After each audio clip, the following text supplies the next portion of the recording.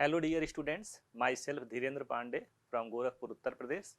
और आज के क्लास में हम लोग डिस्कस करेंगे एक्सरसाइज 2 जेई एडवांस के प्रॉब्लम्स हैं इसमें, और ये ऑब्जेक्टिव वाले हैं और अगले एक्सरसाइज में सब्जेक्टिव प्रॉब्लम्स हैं। तो पहले इसको डिस्कस करते हैं।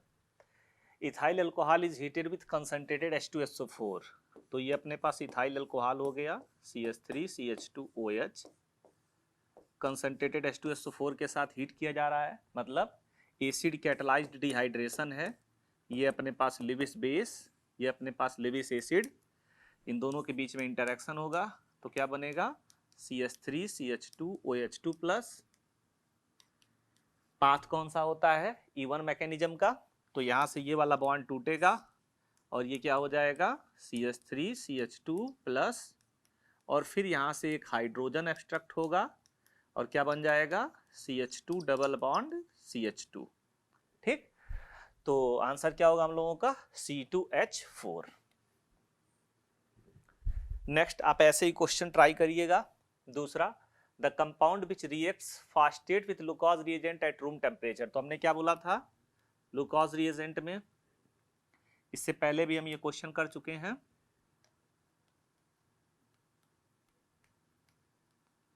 ग्लूकोज रिएजेंट क्या होता था, concentrated HCl plus anhydrous ZnCl2, concentrated HCl plus anhydrous ZnCl2। ZnCl2 का क्या काम होता है, OH को पुअर लिविंग ग्रुप से गुड लिविंग ग्रुप में कन्वर्ट करता है। OH हमारा लुइस बेस हो गया और ये क्या हो जाता है लुइस एसिड हो जाता है। तो फिलहाल ये किस बात को फॉलो करता है, ये फॉलो करता है SN1 मैकेनिज्म को। ठीक, और ROH से क्या बन जाता है RCl बन जाता है। तो स्पीड किसकी अच्छी होगी, 3 डिग्री वाले की, 2 डिग्री वाले की और 1 डिग्री वाले की लगभग ना के बराबर होता है। ठीक, तो सबसे अच्छा रेट किसका होगा 3 डिग्री वाले अल्कोहल की। तो ब्यूटेन 2 ऑल, ये अपने पास हो गया 2 degree alcohol, 2 methyl propane 1 all, 2 methyl propane 1 ol 1 degree हो गया, 2 methyl propane 2 ol, 2 methyl propane 2 all, ये कितने डिग्री का अल्कोहल हो गया 3 डिग्री का। तो सबसे अच्छा रेट किसका होगा 3 डिग्री वाले अल्कोहल का होगा। ठीक, अगला डाई इथाइल ईथर, ये अपने पास है CH3CH2O CH2CH3, ये हो गया di ethyl ether. Heating with concentrated HI, concentrated HI के साथ हीट किया जा रहा है इसको, अपने पास कॉन्सेंट्रेटेड HI हो गया। अब ईथर के पास क्या है लोन पेयर, तो ये किसका काम करेगा लुइस बेस का। कॉन्सेंट्रेटेड HI की बात करें तो H प्लस और I माइनस, तो ये इसको पर अटैक करेगा तो क्या बन जाएगा CH3CH2O CH2CH3 प्लस।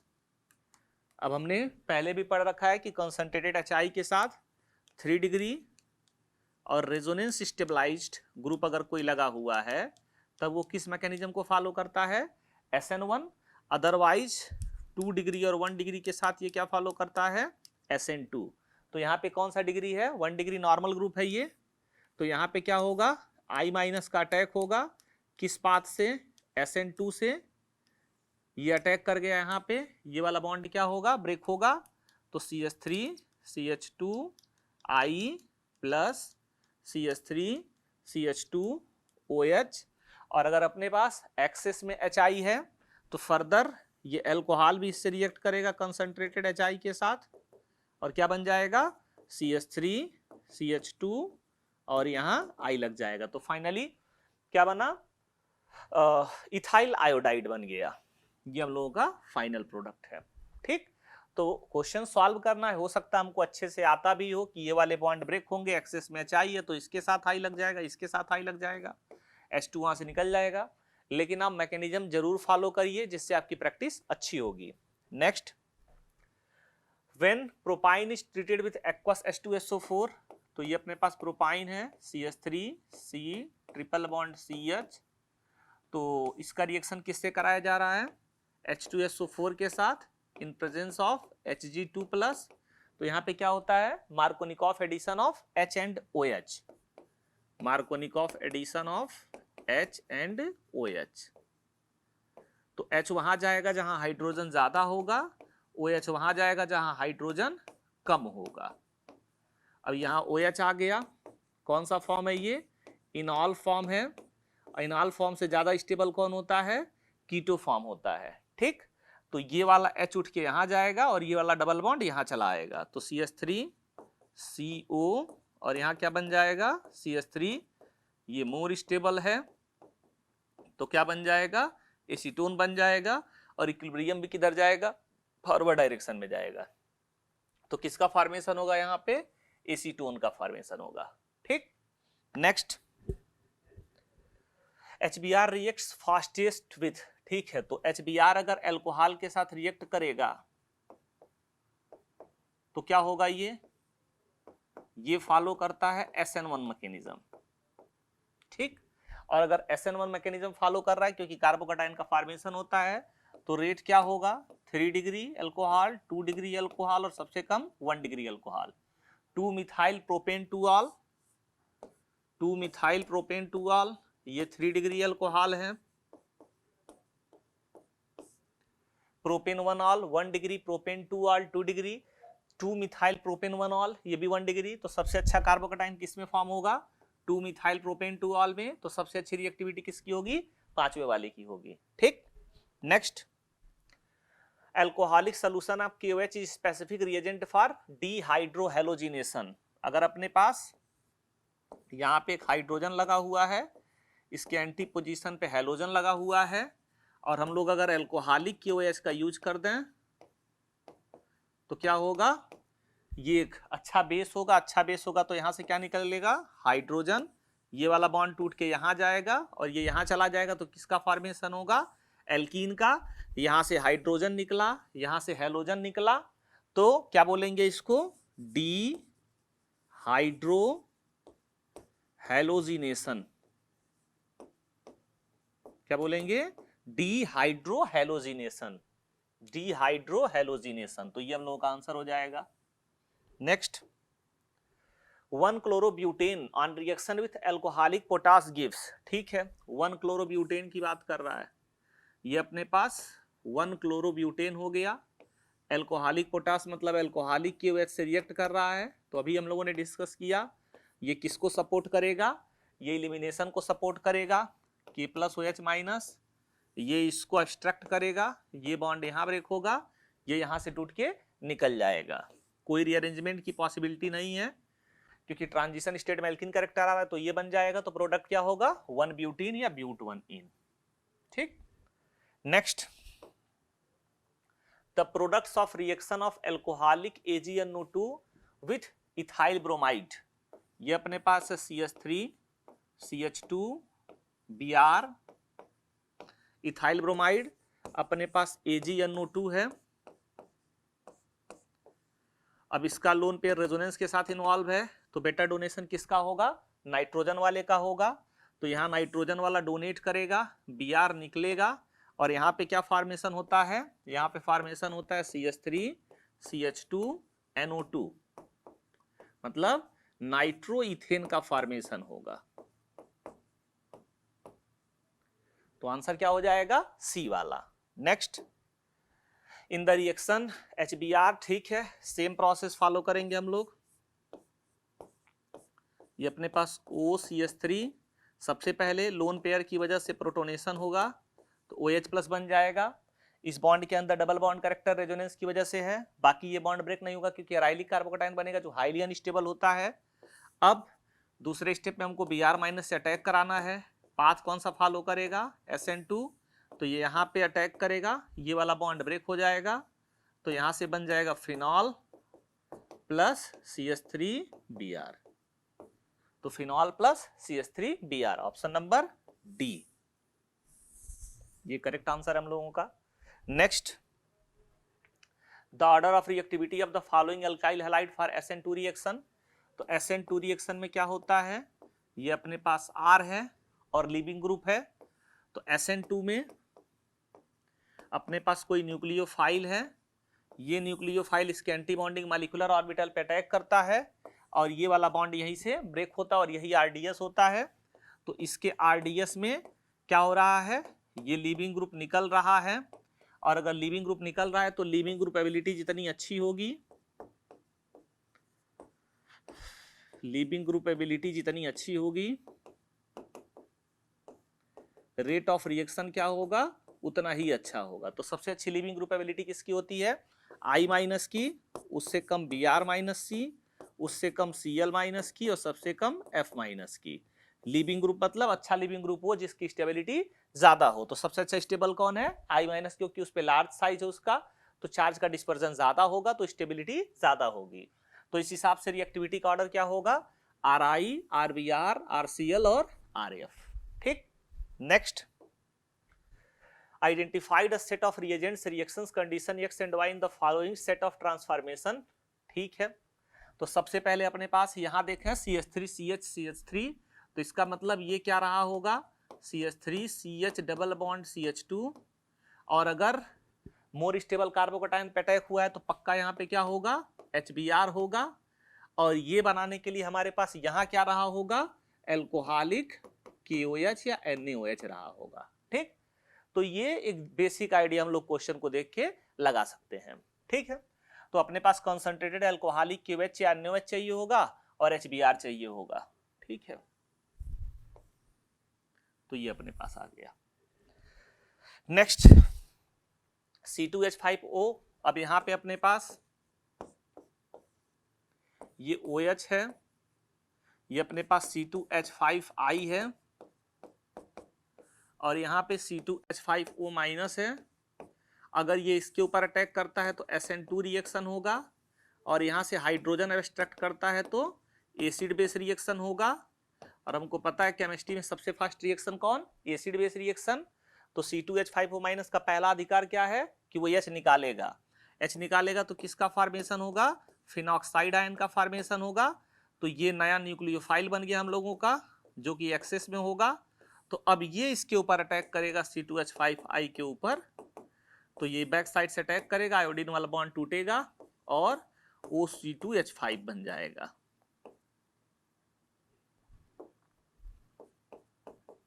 ठीक है, तो C6H5 OC2H5, अच्छी बात है, ये अपने पास आ गया है ना।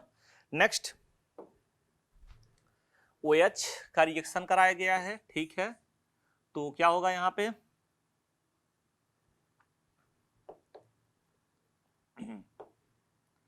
ये अपने पास हो गया। तो सबसे पहले इसका क्या होगा, प्रोटोनेशन होगा। प्रोटोनेशन मतलब ये अपने पास एसिड और ये अपने पास बेस। एसिड और बेस दिख जाए तो क्या होगा, एसिड बेस रिएक्शन होगा, ये OH2 प्लस बन जाएगा। तो यहां से H2O निकलेगा, किसका फॉर्मेशन होगा, कार्बोकैटायन का। तो अपने पास अलग अलग ऑप्शंस हैं हाइड्रोजन निकालने के। तो पहला ऑप्शन अपने पास क्या है, यहां से हाइड्रोजन निकालने का, दूसरा यहां से। तो अगर यहां से हाइड्रोजन निकालते हैं तो ये कुछ इस तरह से बनेगा, एक तो ट्रांस प्रोडक्ट बनेगा और एक सिस प्रोडक्ट बनेगा। और यहां से हाइड्रोजन निकालेंगे तो उसके अंदर कोई ज्योमेट्रिकल आइसोमेरिज्म नहीं होगा। ठीक, क्योंकि यहाँ पे दोनों ग्रुप क्या है, सेम है, हाइड्रोजन और हाइड्रोजन। तो कितने प्रोडक्ट फॉर्म हो गए, 3 प्रोडक्ट। ठीक है, next, benzamide on treatment with POCl3 gives. तो ये अपने पास बेंजामाइड है, PHCONH2, इसका रिएक्शन POCl3 के साथ करा रहे हैं हम लोग। तो अब यहाँ पे नाइट्रोजन लोन पेयर, ये रेजोनेंस में है इसके साथ, और अगर ऐसा हो रहा है तो क्या होगा, PHCO माइनस NH2 प्लस। अब यहाँ से O माइनस क्या होगा, O माइनस एक अच्छा न्यूक्लियोफाइल होगा, तो ये इसके पास अटैक करेगा, इसके पास वैकेंट ऑर्बिटल है, तो ऐसा अटैक होगा तो क्या होगा, PHCO, यहाँ से P और ये वाला बॉन्ड टूटेगा तो O minus Cl Cl Cl, और यहाँ पे क्या लग जाएगा, NH2 प्लस। अब हमको पता है ऑक्सीजन फास्फोरस के साथ डबल बॉन्ड बनाना चाहेगा, जिसके चक्कर में क्लोरीन निकलेगा, वो क्लोरीन यहाँ से हाइड्रोजन पकड़ेगा और क्या निकल जाएगा, HCl निकल जाएगा। तो PHCOPCl यहाँ पे डबल बॉन्ड, और फाइनली यहाँ पे NH हो जाएगा। फिर से इसके पास लोन पेयर है, ये लोन पेयर यहाँ डोनेट करेगा, ये वाला बॉन्ड टूटेगा और ये वाला बॉन्ड टूटेगा तो फिर यहां से क्लोरीन निकलेगा, तो PHC यहां पे हो जाएगा NH+ और Cl- है ही, तो ये Cl- यहां से एक H उठाएगा और क्या बन जाएगा, PHCN बन जाएगा। ठीक, तो फाइनली क्या बन गया हम लोगों का, बेंजोनाइट्राइल बन गया। क्या बना, बेंजोनाइट्राइल। तो मोटी मोटा तौर पे हमको पता है कि इसका काम है लोन पेयर देना और इस वाले का काम क्या है, लोन पेयर लेना। चाहे ये POCl3 हो, चाहे ये P2O5 हो, चाहे ये SOCl2 हो, सबके अंदर सेम फीचर है। जैसे P2O5 की अगर बात करेंगे तो इसके पास भी वही फीचर है, इसकी भी शक्ल सूरत वैसे दिख रही है। SOCl2 की अगर बात करेंगे, इसकी भी शक्ल सूरत वैसे ही दिख रही है। तो ये सब जो है, ये आपका चाहे ये आपके पास POCl3 हो, चाहे P2O5 हो, चाहे SOCl2 हो, इनका काम क्या है, अगर शॉर्ट वे में देखेंगे, वैसे आपको मैकेनिज्म आना चाहिए समझ में, क्योंकि अगर ये क्वेश्चन अचानक से आपके सामने आ गए तो फिर आप बुरा फंसेंगे। यहां से H2O निकल जाएगा और किसका फॉर्मेशन हो जाएगा, PHCN का फॉर्मेशन हो जाएगा। ठीक, तो ये डिहाइड्रेटिंग एजेंट की तरह काम करेंगे। चलो next, the best method to prepare cyclohexene from cyclohexanol by using. तो अपने पास साइक्लोहेक्सेनॉल है। अब अगर हम लोग बात करें कॉन्सेंट्रेटेड HCl प्लस ZnCl2 के साथ, कॉन्सेंट्रेटेड HCl प्लस ZnCl2, तो ये क्या करेगा, सब्स्टिट्यूशन की तरफ भागेगा, यहाँ Cl लगा देगा। HBr के साइड पे बात करें, सेम इसका भी वही हाल है, ये Br लगा देगा, क्योंकि Cl- Br- अच्छे न्यूक्लियोफाइल अटैक करेंगे। कॉन्सेंट्रेटेड HCl के साथ रिएक्ट कराएं, इसका भी वही हाल है, कुछ एलिमिनेशन अगर कराएगा तो ढेर सारा क्या कराएगा, सब्स्टिट्यूशन कराएगा। तो ये तो SN2 प्रोडक्ट या SN1 प्रोडक्ट डिहाइड्रेट करा के दे रहे हैं, SN1 ही दे रहे हैं। लेकिन अगर कॉन्सेंट्रेटेड H3PO4 की बात करें तो H+ निकलने के बाद जो H2PO4- है उसको कोई इंटरेस्ट नहीं अटैक करने में, तो ये फिर क्या करेगा, ये कार्बोकटायन बनाएगा और कार्बोकटायन बना के फिर क्या करेगा, हाइड्रोजन रिमूव करेगा और एल्कीन का फॉर्मेशन करेगा। ठीक, तो अच्छा डिहाइड्रेटिंग एजेंट कौन हो गया, कंसंट्रेटेड H3PO4। देखिए उसमें बाकी न्यूक्लियोफाइल भी साथ में आ रहे हैं, तो जैसे कार्बोकटायन बनेगा वो अपना काम कर लेंगे। Next, 1-bromo-3-chloro-butane when treated with 2 equivalent of sodium. तो अपने पास 1-bromo-3-chloro सोडियम के साथ रिएक्ट कर रहे हैं, तो हमको इसका मैकेनिज्म पता है। क्या मैकेनिज्म पता है, 2Na+ 2 इलेक्ट्रॉन, ये इलेक्ट्रॉन्स कहाँ अटैक करेंगे, यहाँ पे और यहाँ पे, Cl और Br निकलेगा, किसका फॉर्मेशन होगा, रेडिकल का। तो अब इसके पास दो ऑप्शन आएंगे, या तो ये दूसरे मॉलिक्यूल के साथ मिले और पॉलीमराइजेशन कर लें, या इंटर और इंट्रा का ऑप्शन मिलेगा इनको। एक तो ये इंटरमॉलिक्यूलर रिएक्शन कर लें, जो कि नहीं होता है, तो होता क्या है, इंट्रामॉलिक्यूलर, मतलब ये दोनों आपस में जुड़ जाएंगे और बाईसाइक्लो कंपाउंड बना लेंगे। ठीक, तो ये डी वाला ऑप्शन करेक्ट हो जाएगा। Next, the following compounds on hydrolysis in aqueous acetone will give. ठीक है, तो हाइड्रोलिसिस की बात कर रहा है, हाइड्रोलिसिस करा देते हैं। हाइड्रोलिसिस कराएंगे तो ये बॉन्ड ब्रेक होगा, ये बॉन्ड ब्रेक होगा तो यहाँ पे पॉजिटिव चार्ज आएगा, और अपने पास क्या है, H2O है, तो वो H2O यहाँ पे अटैक करेगा, तो किसका फॉर्मेशन होगा, इस वाले का फॉर्मेशन होगा। लेकिन अगर देखें यहाँ पे तो +M ग्रुप लगा हुआ है और यहाँ पे -M, तो हाइड्रोजन को कहाँ माइग्रेट करना ज्यादा, सॉरी कौन सा माइग्रेशन होगा, ये वाला हाइड्रोजन उठ के यहाँ आ जाएगा, जिससे कि यहाँ कार्बोकटायन जाएगा और वो रेजोनेंस स्टेबलाइज होगा, घूमते घूमते जब यहाँ पहुंचेगा तो उसको बीबी मिलेगी, मतलब बैक बॉन्डिंग, जिससे उसकी स्टेबिलिटी बढ़ेगी, तो ये वाला प्रोडक्ट भी बनेगा। यहाँ पे OH लगेगा ना, ठीक है, तो ऑप्शन के और ऑप्शन L दोनों आएगा। ठीक, नेक्स्ट, किसके साथ रिएक्शन कराएं तो ये प्रोडक्ट बनेगा, ये अपने पास Br है, यहां भी अपने पास Br है। अगर एल्कोहलिक KOH का यूज करेंगे तो वो सिर्फ कितना मोल निकालेगा, एल्कोहलिक KOH के बस की जो बात है वो ज्यादा बेटर क्या है कि सिर्फ वो किसी तरह से एक ब्रोमीन निकालेगा।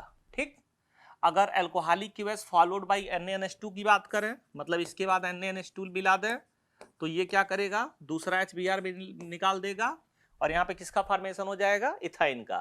एक्वस QH तो सब्स्टिट्यूशन करेगा, Br OH लग जाएगा, ZnCH3OH, ये Br और Br निकालेगा तो एथीन ही बनेगा। तो फाइनली ऑप्शन क्या हो जाएगा, alcoholic QH followed by NaNH2। Next, the correct stability order of the following species, यहाँ पे कार्बोकटाइन है, बगल में लोन पेयर है, lone pair alternate positive charge, back bonding, यहाँ पे सिंपल 2 डिग्री कार्बोकटाइन, 2 डिग्री के साथ बीबी, तो यहाँ पे 3 डिग्री के साथ बीबी, यहाँ पे 2 डिग्री के साथ बीबी, तो किसकी स्टेबिलिटी ज्यादा होगी, पहले वाले की, उससे कम तीसरे वाले की, ये 2 डिग्री और 1 डिग्री तो दूसरे वाले की, और सबसे कम चौथे वाले की। तो 1 3 2 4, 1 3 2 4, ऑप्शन नंबर डी। ठीक, नेक्स्ट, यहाँ पे PHS -Na+ है, ये क्या है, एक न्यूक्लियोफाइल है। अब ये न्यूक्लियोफाइल इसके ऊपर अटैक करेगा, ये 2 डिग्री हैलाइड है, यहाँ पे अटैक करेगा तो क्या होगा, SN2 पाथ फॉलो करेगा, और SN2 पाथ फॉलो करेगा तो क्या होगा, इन्वर्जन होगा। इन्वर्जन होगा मतलब कॉन्फ़िगरेशन चेंज हो जाएगा। अगर ये वेज पे है तो कहाँ पहुंच जाएगा, डैश पे पहुंच जाएगा, और S वाले के साथ कनेक्ट होगा तो ठीक है, ये वाला ऑप्शन हम लोगों का करेक्ट हो जाएगा। बहुत छोटा क्वेश्चन था। Next, in the following carbocation HCH3 that is most likely to migrate to the positive charge carbon is, देखो अपने पास यहाँ पे कार्बोकटाइन है, अगर इसको हम लोग ये वाला हाइड्रोजन माइग्रेट कराते हैं तो सिंपल 3 डिग्री मिलेगा, स्टेबिलिटी नो डाउट बढ़ेगी। लेकिन अगर हम लोग इसको माइग्रेट कराते हैं, इस वाले हाइड्रोजन को, तो क्या होगा, वहां पे बैक बॉन्डिंग मिलेगी, मतलब बीबी मिलेगी तो स्टेबिलिटी बढ़ेगी। तो सबसे अच्छा कौन सा है, हाइड्रोजन एट कार्बन 2, सेकेंड वाले कार्बन पे जो हाइड्रोजन है उसको माइग्रेट कराते हैं तो स्टेबिलिटी ज्यादा बनेगी, और स्टेबिलिटी ज्यादा बढ़ेगी तो प्रोडक्ट ज्यादा स्टेबल मिलेगा। The synthesis of 3 octyne is achieved by adding a bromo alkane in a mixture of sodium amide and an alkyne, the bromo alkane and alkyne respectively are. ठीक है, कह रहा है 3 octyne is achieved by adding, 3 octyne की बात कर रहा है, तो अपने पास 8 कार्बन का स्केलेटन मिलेगा, 1 2 3 4 5 6 7 8, और तीसरे पे जो है ट्रिपल बॉन्ड बन रहा है, ये कुछ इस तरह से। ठीक, तो अब ऐसा कंडीशन किसके साथ मिलने वाला है, तो सबसे पहले क्या रहा है, सोडियम एमाइड के साथ रिएक्शन करा रहा है, और फिर ब्रोमो जो है एल्किन के साथ रिएक्ट करा रहा है। तो इसमें अगर हम लोग देखें 1 2 और 3, तो तीसरे पोजीशन पे ट्रिपल बॉन्ड की पॉसिबिलिटी है। इसमें देखेंगे तो दूसरे पोजीशन पे, इसमें देखेंगे तो 1 2 3 4 चौथे पोजीशन पे, इसमें देखेंगे तो तीसरे पोजीशन पे पॉसिबिलिटी होगी, लेकिन 3 वो 4 5 6 7 8। ठीक है, तो बेटर ऑप्शन अपने पास कौन सा वाला है, इसमें देखा जाए तो 1 2 3 4, ठीक है, और यहाँ पे 5 6 7 8, तो अटैक कराते अगर यहां से CH3 CH2 C triple bond C minus हो जाएगा अगर सोडामाइड से रिएक्ट कराएंगे तो, और फिर अटैक कराएंगे अगर अपने पास Br CH2 CH2 CH2 CH3, ये इसके ऊपर अटैक करेगा तो CH3 CH2 C triple bond C CH2 CH2 CH2 CH3 होगा। तो कितने कार्बन हो गए इसके पास, 3 ये हो गया, 3 ये हो गया, 6 2 8, तो ऑक्टा 3 इन अपने पास बन रहा है, 3 ऑक्टाइन का फॉर्मेशन हो रहा है। और अगर इसमें अटैक कराते हैं हम लोग तो क्या होगा, ये इसके ऊपर अटैक करेगा same CH3 CH2 C triple bond CH, और इसके पास कितने कार्बन, 4, ये 5, ये 6, ये 7, ये 8 और ये 9, तो इसके पास कितने कार्बन हो जाएंगे, 9 कार्बन। ठीक, तो 309 बनाएगा और ये 3 ऑक्टाइन बनाएगा, तो आंसर कौन सा हो जाएगा, डी वाला हो जाएगा। Next, the bond energy of a carbon carbon single bond is approximately, usually होता क्या है, अगर हम लोग बॉन्ड एनर्जी के डेटा की बात करें तो जब बॉन्ड एनर्जी 42 किलो जूल पर मोल से ज्यादा की होती है, ये अपने पास 42 किलो जूल पर मोल हो गया, मतलब 10 किलो कैलोरी पर मोल, तब जाके जो बॉन्ड बनता है या जो फोर्स ऑफ अट्रैक्शन होता है उसको कहा जाता है केमिकल बॉन्ड। ठीक, अगर बॉन्ड एनर्जी 8 किलो जूल पर मोल टू 42 किलो जूल पर मोल होती है तो वहां पे जो फोर्स ऑफ अट्रैक्शन होता है उसको कहा जाता है हाइड्रोजन बॉन्ड। और अगर 8 किलो जूल पर मोल से कम की एनर्जी है तो उसको कहा जाता है van der Waal force of attraction, van der Waals force.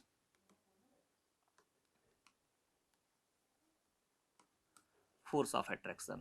तो ये जो पूरी कैटेगरी है ये मॉलिक्यूलर फोर्स ऑफ अट्रैक्शन है या मॉलिक्यूलर फोर्सेस की बात हो रही है यहाँ पे।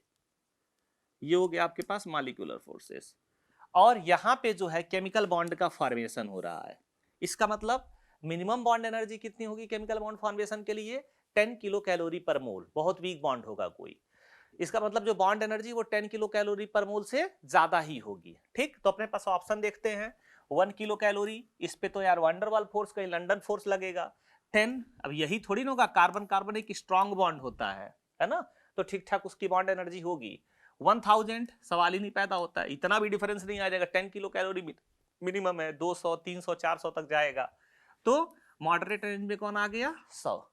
तो इसमें कोई कार्बन कार्बन का डेटा नहीं याद रखना था कि कार्बन कार्बन का डेटा याद रखना। अगर ये कॉन्सेप्ट हमको केमिकल बॉन्डिंग का बेसिक पता है तो ये क्वेश्चन हिट एंड ट्रायल से सॉल्व हो जाता, क्योंकि बाकी 3 केसेस में, इसमें और इसमें तो मॉलिक्यूलर फोर्स ऑफ अट्रैक्शन लगेंगे, तो बहुत ज्यादा हो गया। तो बचा कौन सा? Option number 3।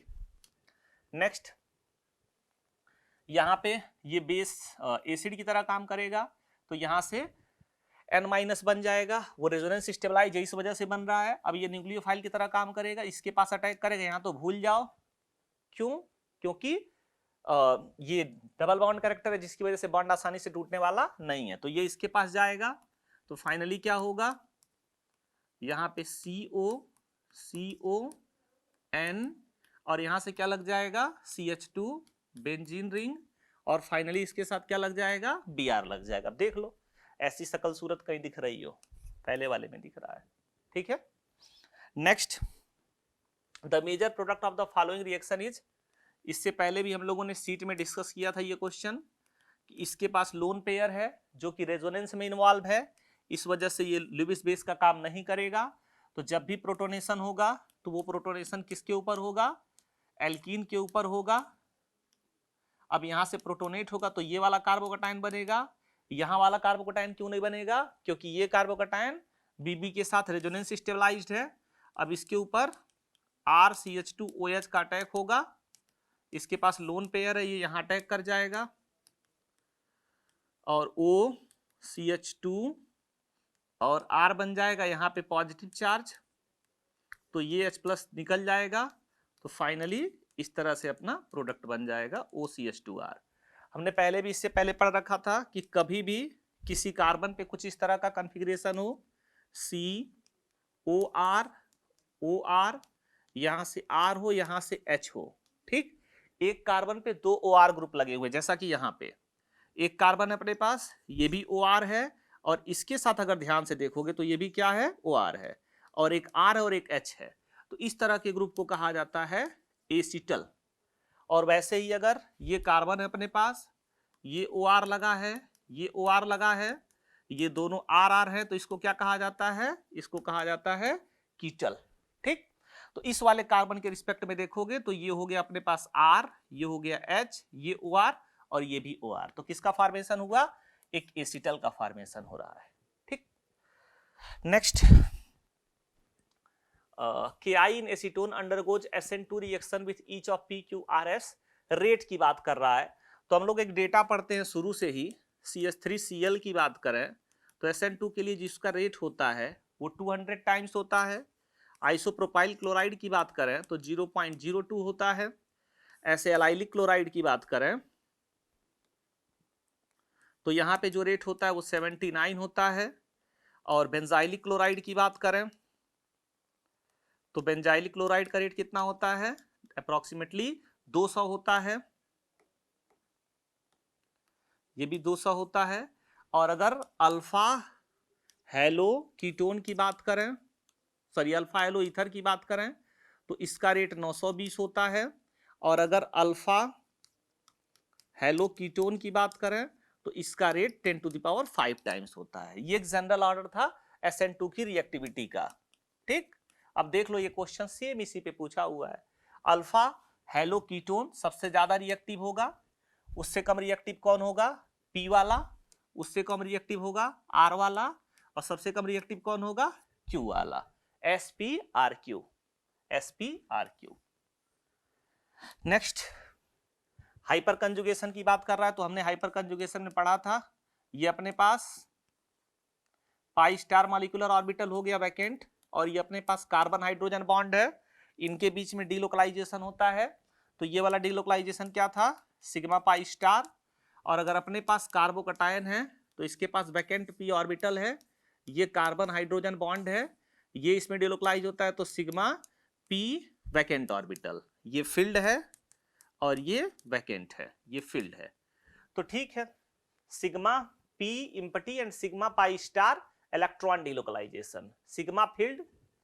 ठीक है, तो यहां पे देखेंगे तो सिग्मा यहां फील्ड लिखना चाहिए, यहां पे सिग्मा पाई स्टार इम्पटी। ठीक है, काम चल जाएगा ऐसे, है ना। प्रॉपर वे में कैसे लिखा जाएगा? Sigma filled pi star vacant या इम्पटी, और दूसरा सिग्मा फील्ड p इम्पटी, ये ऑप्शन अपने पास आ जाएगा। ठीक है, next, the acidic hydrolysis of ether सोन, ठीक है, इज फास्टेस्ट व्हेन। अब देखो यहां पे क्या है, OH प्लस बनेगा और R, तो हमने बताया था 3 डिग्री या रेजोनेंस स्टेबलाइज्ड या हाइड्रोलिसिस की बात हो रही है तो 2 डिग्री भी। ये कौन सा पाथ फॉलो करते हैं?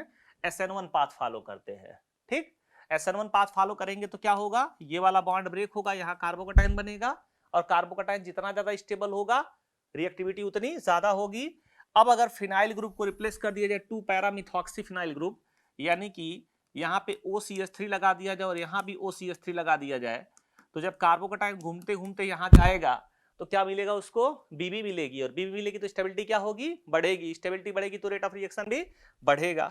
ठीक, next, in the following reaction the major product is, तो यहाँ पे क्या एक कॉन्सेप्ट यूज होता है 1,2 प्रोडक्ट एंड 1,4 प्रोडक्ट। जैसे अगर अपने पास कोई H+ का अटैक करा रहा है तो क्या होगा? यहाँ पे कोई एक एल्किन प्रोटोनेशन करेगा, यहाँ पे कार्बोकटायन का फॉर्मेशन होगा। अब ये कार्बोकटायन रेजोनेंस स्टेबलाइज है तो ये ऐसे घूम जाएगा और यहाँ पे पॉजिटिव चार्ज हो जाएगा। अब ये क्या है? ये 2 डिग्री कार्बोकटायन, ये 1 डिग्री कार्बोकटायन, तो ये मोर स्टेबल इंटरमीडिएट है, मोर स्टेबल इंटरमीडिएट, और ये क्या है? लेस स्टेबल इंटरमीडिएट है। मोर स्टेबल इंटरमीडिएट का रेट क्या होगा? फास्ट होगा। तो यहां से अगर कोई अपने पास न्यूक्लियोफाइल आएगा तो ये क्या होगा? ये प्रोडक्ट बनाएगा, मतलब H पहले वाले पे अटैक किया, NU दूसरे वाले पे, तो 1,2 एडिशन प्रोडक्ट बोलते हैं इसको। और ये अपने पास स्टेबल एल्कीन का फॉर्मेशन कर रहा है, तो न्यूक्लियोफाइल जब यहाँ आएगा तो H यहाँ आया, न्यूक्लियोफाइल यहाँ आया, तो ये 1,4 एडिशन कर रहा है। तो ये फास्ट रेट फॉलो कर रहा है और ये स्टेबल प्रोडक्ट को फॉलो कर रहा है। तो प्रोडक्ट कंट्रोल्ड, मतलब थर्मोडायनेमिकली कंट्रोल्ड प्रोडक्ट होगा, और ये क्या होगा? काइनेटिक कंट्रोल प्रोडक्ट होगा। तो KCP और TCP, ये किसको फॉलो कर रहा है? रेट को, और ये किसको फॉलो कर रहा है? स्टेबिलिटी को। तो काइनेटिकली कंट्रोल प्रोडक्ट और thermodynamically control product. Kinetically control product कब मिलेगा? At low temperature. अगर रिएक्शन में लो टेम्परेचर मेंशन है तो क्या मिलेगा? Kinetic control product. और अगर हाई टेम्परेचर की बात हो रही है, जितना ज्यादा टेम्परेचर बढ़ेगा प्रोडक्ट कौन मेजर बनेगा? TCP वाला बनेगा, यानी कि 1,4 एडिशन वाला प्रोडक्ट बनेगा जिसमें कि स्टेबल एल्कीन का फॉर्मेशन हो रहा हो। ठीक है, तो ये तो रहा अपना कॉन्सेप्ट कंजुगेटेड डाइन के लिए। ठीक है, अब अगर ध्यान से देखोगे तो यहाँ पे मान के चल रहा है कि रूम टेम्परेचर है, कोई टेम्परेचर मेंशन नहीं किया है, और रूम टेम्परेचर में TCP 25 डिग्री सेल्सियस तो है ना, ठीक ठाक। तो TCP का प्रोडक्ट जो होता है थोड़ा ज्यादा होता है, किससे? KCP से। तो कौन सा एडिशन मिलेगा? 1,4 एडिशन प्रोडक्ट मिलेगा। यानी कि अगर यहाँ पे H ऐड हो रहा है तो यहाँ पे Br ऐड होगा, और बीच में चला जाएगा डबल बॉन्ड, तो Br यहाँ पे, H यहाँ पे, और यहाँ चला आया। कौन सा प्रोडक्ट मेजर होगा? Thermodynamically controlled product. ठीक है, नेक्स्ट आगे देखते हैं। For the following compounds the correct statement with respect to nucleophilic substitution reaction is, ठीक है, first and second follow SN2 mechanism. ये भी XN2 फॉलो करेगा, बेंजाइलिक है, ये 1 डिग्री ये फॉलो करेगा, तो पहले वाले में कोई डाउट नहीं है। The order of reactivity for first, third and fourth is, first, third and fourth, सबसे पहले SN1 की बात करें, फर्स्ट, थर्ड एंड फोर्थ, तो सबसे स्टेबल कार्बोकैटायन किस पे बन रहा है, चौथे वाले में। अब यहाँ पे बेंजाइलिक है, यहाँ पे 3 डिग्री है, कार्बोकैटायन की स्टेबिलिटी का ऑर्डर याद है हम लोगों को, 3 डिग्री की स्टेबिलिटी 1 डिग्री बेंजाइलिक कार्बोकैटायन से ज्यादा होती थी, तो चौथे के बाद तीसरा, तीसरे के बाद पहला, तो SN1 में तो ये ऑर्डर होगा नहीं। SN2 में ये बेंजाइलिक कार्बोकैटायन, ये भी बेंजाइलिक कार्बोकैटायन है, बेंजाइलिक कार्बोकैटायन है तो क्या करेगा, SN2 का रेट फास्ट होगा, लेकिन बेंजाइलिक में भी ये हिंडर्ड है, तो इसका रेट इस वाले से क्या होगा, कम। इसका मतलब सबसे अच्छा पहला वाला, फिर चौथा वाला, और सबसे लास्ट में तीसरा वाले से तो SN2 की उम्मीद नहीं कर सकते। अब ये एक ऑर्डर लिखा हुआ है 4 1 3, तो 4 1 3 ना तो SN1 का ऑर्डर है, ना तो SN2 का ऑर्डर है, तो सब्स्टिट्यूशन का ऑर्डर नहीं है, यानी कि ये बात सही नहीं है। First and second follow SN1 mechanism, ठीक है भाई, बेंजाइलिक कार्बोकैटायन, और ये भी ठीक है, अच्छा कार्बोकैटायन बन रहा है, कोई दिक्कत वाली बात नहीं है। Compound 4 undergoes inversion of configuration, SN2 कर ही रहा अभी बताई है, तो इन्वर्जन ऑफ कॉन्फ़िगरेशन करेगा ही, ठीक, मोर देन 1 करेक्ट है।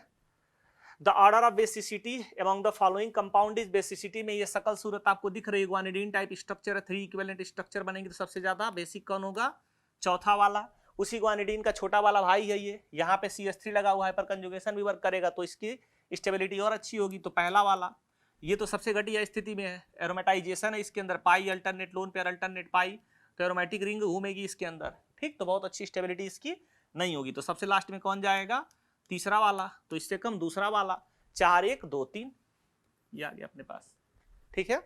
नेक्स्ट कह रहा मैच द रिएक्शन, ठीक है, 1 bromo 2 ethyl pentane, 1 bromo 2 ethyl pentane, 5 carbon का स्केलेटन है, पहले पे Br लगा है, दूसरे पे मिथाइल है। अब मिथाइल में अगर देखो, मान लो ये कॉन्फ़िगरेशन हम अज्यूम कर लिए अभी के लिए, तो यहाँ पे क्या मिल रहा है, कायरल सेंटर। अब जब SN2 मैकेनिज्म होगा, कोई न्यूक्लियोफाइल आएगा तो इस पोजीशन पे आएगा, ये वाला जो कायरल सेंटर है, इसके कॉन्फ़िगरेशन में कोई चेंज नहीं आएगा, और इसके कॉन्फ़िगरेशन में कोई चेंज नहीं आएगा, तो कौन सा प्रोडक्ट मिलेगा, रिटेंशन प्रोडक्ट मिलेगा। जिस पे हैलाइड लगा हुआ है वहां रिटेंशन नहीं हो रहा है, वहां तो कुछ हो ही नहीं रहा है, क्योंकि वो ऑप्टिकली एक्टिव, मतलब कायरल सेंटर नहीं क्रिएट हो रहा है, लेकिन उसके बगल में जो कायरल सेंटर है उस पे न्यूक्लियोफाइल के अटैक करने से कोई फर्क नहीं पड़ रहा है। यहाँ देखो 2 ब्रोमोपेंटेन, 5 कार्बन का आइसोलेटन है, ये 2 ब्रोमोपेंटेन है। अब यहाँ पे अगर न्यूक्लियोफाइल का अटैक होगा तो कायरलिटी है, अब इस वजह से क्या होगा, यहाँ पे इन्वर्जन होगा, तो पहला वाला मिलेगा। 3 ब्रोमो 3 मिथाइल हेक्सेन, सिंगल एनेंसियोमर है, 3 ब्रोमो 3 मिथाइल हेक्सेन, ठीक है, 6 कार्बन का स्केलेटन है, 3 ब्रोमो 3 मिथाइल हेक्सेन, ठीक है। तो ये हो गया अपने पास एक अलग ग्रुप, ये एक अलग ग्रुप, ये कायरल सेंटर क्रिएट हो गया। तो जब रिएक्शन होगा तो क्या होगा, यहाँ पे अटैक होगा, प्लेन के ऊपर से भी प्लेन के नीचे से भी, SN1 हो रहा है, तो यहाँ पे क्या होगा, रेसिमाइजेशन होगा, तो मिक्सचर ऑफ एनेंसियोमर्स बोल सकते हैं, यानी कि तीसरा वाला।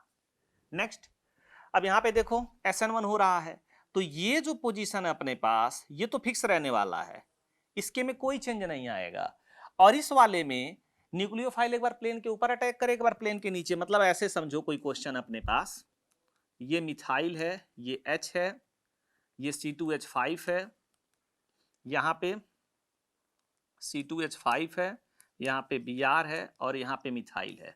अब किसी न्यूक्लियोफाइल ने अटैक किया तो यहाँ पे क्या होगा, ये वाले पोजीशन पे तो कुछ फर्क नहीं पड़ेगा, लेकिन इसमें एक बार न्यूक्लियोफाइल यहाँ लगेगा, मिथाइल यहीं रहेगा, C2H5 यहाँ आ जाएगा, और एक बार न्यूक्लियोफाइल जो है ये पोजीशन अभी भी सेम रहेगा, एक बार न्यूक्लियोफाइल दूसरे साइड में जाएगा, C2H5 और C2H5।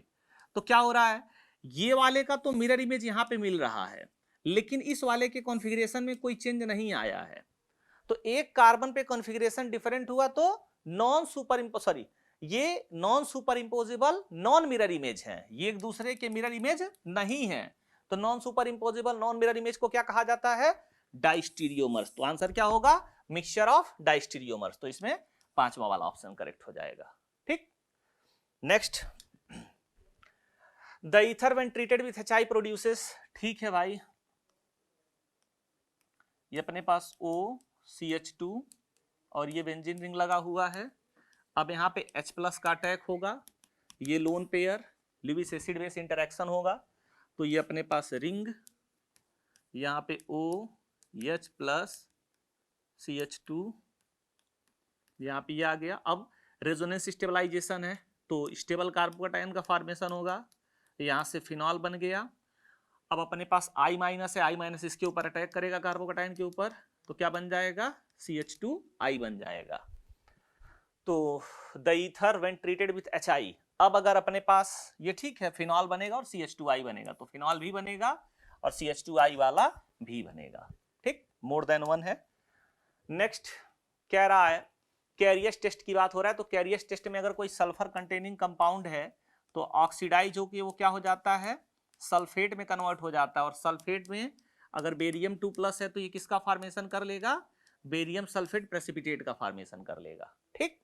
तो मतलब कंपाउंड के अंदर सल्फर होना चाहिए। अब देखो इस कंपाउंड की अगर बात करेंगे, द रिएक्शन ऑफ PQ, ठीक है, कैरियस टेस्ट Na2O2 दिया हुआ BaCl2, the correct option is pH S- Na+ के साथ रिएक्ट करा रहा है। तो यहाँ पे अगर हम लोग बात करेंगे फ्लोरीन है, ये NO2 group electron withdrawing group, ये भी NO2 group electron withdrawing group, तो क्या करेगा ये AR-SN-AE मैकेनिज्म, मतलब पहले एडिशन होगा फिर F- क्या होगा, आसानी से निकल जाएगा और इसकी रिएक्टिविटी भी अच्छी होती है। तो पहले वाले में प्रोडक्ट बन जाएगा हम लोगों के पास SPH, यहाँ पे NO2 और यहाँ पे NO2, तो इसके अंदर सल्फर आया, मतलब कैरियस टेस्ट देगा, मतलब PaSO4 का प्रेसिपिटेट बनेगा। यहाँ पे आर्थो और पैरा पोजीशन पे होना चाहिए NO2 ग्रुप, मेटा पे होने से कुछ नहीं होगा, मतलब यहाँ पे Cl रिप्लेस नहीं होगा। यहाँ पे Br की बात करें तो यहाँ पे भी रिप्लेसमेंट नहीं होगा, और यहाँ पे अगर बात करें तो ऑलरेडी सल्फर है यहाँ पे, और ये क्या होगा, ये 1 डिग्री साथ में बेंजाइलिक भी है तो SN2 देने के लिए तैयार है, तो वहां भी SPH लग जाएगा, तो सल्फर इसके पास है, मतलब कैरियस टेस्ट ये भी देने वाला है, साथ में वहां तो एक और आएगा ही। तो फाइनली क्या कह रहा है, the correct option for Q is, तो the reaction of Q with, मतलब ये भी होगा और वो भी होगा, डी वाला भी, ठीक। Next on treatment with alcoholic QH gives, ये दे रहा है, इसका मतलब यहां से Br निकल रहा है और यहां से क्या निकल रहा है, H निकल रहा है, तो ये कौन सा, अगर इस साइड से निकला, अगर यहां से निकलेगा तो क्या होगा, रेट अलग होगा, तो ये कौन सा मैकेनिज्म फॉलो कर रहा है, E2 मैकेनिज्म फॉलो कर रहा है, ठीक। यहां आ जाओ, PHCH-Br-CH3 reacts faster than PHCH-Br-CD3, भाई अगर यहां से H निकल रहा अपने पास, ये Br है, यहां से H निकल रहा है और यहां से क्या निकलेगा, D निकलेगा, तो हमको पता है काइनेटिक आइसोटॉपिक इफेक्ट लगता है, क्योंकि RDS में ही H भी निकलता और हैलोजन भी निकलता है, तो H के जगह पे अगर ड्यूटेरियम आएगा तो बॉन्ड स्ट्रांग होगा, वो आसानी से नहीं टूटेगा, तो रेट ऑफ रिएक्शन क्या होगा, घट जाएगी। तो कह रहा फास्टर रिएक्ट कर रहा है इससे, यानी कि ये भी कौन सा होगा, E2 होगा। E1 होगा तो वहां H टूटता ही नहीं, Br या हैलोजन ही बस टूटेंगे। PHCH2CH2Br on treatment with C2H5O gives PHC, देखो अब यहाँ पे अपने पास क्या है, PHCH2 और यहाँ पे PHCH2CH2Br, ठीक। अब यहाँ पे अगर हम लोग बात करें, एक हाइड्रोजन यहाँ से अगर निकालते हैं तो क्या होगा, यहाँ पे कार्बन आयन बनेगा PHCH-CH2, चलो इस वाले को थोड़ा सा अच्छे से देख लेते हैं। यहाँ पे अपने पास PHCH-CH2Br, अपने पास कोई बेस है C2H5O-, ये एसिडिक हाइड्रोजन है, रेजोनेंस स्टेबलाइज, तो PHCH-CH2Br। अब अगर इसके पास मीडियम में कहीं भी हाइड्रोजन या ड्यूटेरियम है तो ये क्या करना चाहता है, कार्बन आयन, जैसे अपने पास C2H5OD है अगर, तो ये कार्बन आयन ड्यूटेरियम लाना चाहता है, न कि इस Br को किक करना चाहेगा, तो PHCH-D-CH2Br, फिर बेस आएगा अपने पास, फिर एक हाइड्रोजन इलिमिनेट करेगा और यहाँ पे CH2 और Br हो जाएगा, ठीक है। अब क्या होगा, अब यहां से ये वाला बॉन्ड इधर जाएगा और ये वाला टूट जाएगा, ठीक। तो फिर क्या बन जाएगा, PHCD डबल बॉन्ड CH2, कौन सा मैकेनिज्म होता है ये, E1CB मैकेनिज्म, जिसमें अपने पास एक स्टेबल कार्बोनायन होना चाहिए और एक पुअर लिविंग ग्रुप होना चाहिए। ठीक है, ये बहुत पुअर तो नहीं है लेकिन स्टेबल कार्बोनायन का फॉर्मेशन हो रहा है। तो इसमें हमेशा हम लोग देखते हैं यहाँ पे ड्यूटेरियम एक्सचेंज रिएक्शन ऑब्जर्व किया गया है। तो PsCd double bond CH2 as the major product बन रहा है E1Cb, और E1Cb का ऑर्डर क्या होता है? ऑर्डर होता है 1। तो फर्स्ट ऑर्डर रिएक्शन होगा और साथ में क्या होगा? E1Cb भी होगा, मतलब R वाला भी होगा और S वाला भी होगा। Next PsCH2 CH2Br and PsCd2 CH2Br reacts with same rate. ठीक है, इसका मतलब पहले कार्बोकेटायन का फॉर्मेशन हुआ होगा PsCH2 CH2 प्लस। अब भाई H लगा हो चाहे D लगा हो फर्क पड़ने वाला नहीं है, क्योंकि यही क्या होता है हम लोगों का? RDS होता है, तो दोनों सेम रेट से होगा। इसका मतलब कौन सा मैकेनिज्म? E1, और E1 का ऑर्डर क्या होता है? फर्स्ट ऑर्डर होता है। ठीक, तो एक अच्छा क्वेश्चन था। नेक्स्ट, ठीक है, तो सारे क्वेश्चंस हम लोगों के हो गए। तो ये था एक्सरसाइज 1, जिसमें टोटल कितने क्वेश्चंस थे? 35 क्वेश्चंस, और वो भी सारे के सारे अच्छे क्वेश्चंस थे। ठीक है, तो हम लोग देखेंगे एक्सरसाइज 3, जिसमें जेईई एडवांस के PYQs हैं, और पिछले वाले में हम लोगों ने ऑब्जेक्टिव क्वेश्चंस किए थे। ये एक्सरसाइज किसके लिए है? सब्जेक्टिव में है। तो एक्सरसाइज 3 में पहला question, suggest reason for the large difference between the boiling points of butanol and butanal. तो देखो अपने पास अगर ब्यूटेनॉल की बात करें, CH3 CH2 CH2 CH2 OH, और ब्यूटेनल की बात करें CH3 CH2 CH2 CHO, तो यहां पे क्या होगा? इस वाले में हाइड्रोजन बॉन्डिंग होगी,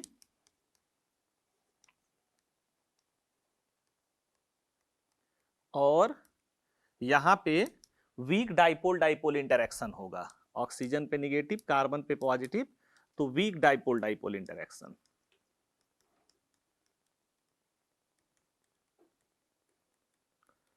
तो कौन सा इंटरेक्शन स्ट्रांग होगा? हाइड्रोजन बॉन्ड स्ट्रांग होगा। तो बॉइलिंग पॉइंट की बात करेंगे तो वो किसका ज्यादा होगा? बॉइलिंग पॉइंट होगा ब्यूटेनॉल का ज्यादा। ठीक, अब एक छोटा सा अगर 2-4 मिनट का हम लोग डिस्कशन देख लें बॉइलिंग पॉइंट पे तो बॉइलिंग पॉइंट की अगर बात की जाए तो बेसिकली जो बॉइलिंग पॉइंट है वो डिपेंड करता है मॉलिक्यूलर फोर्स ऑफ अट्रैक्शन पे। ये सबसे बड़ा पैरामीटर है, मॉलिक्यूलर फोर्स ऑफ अट्रैक्शन।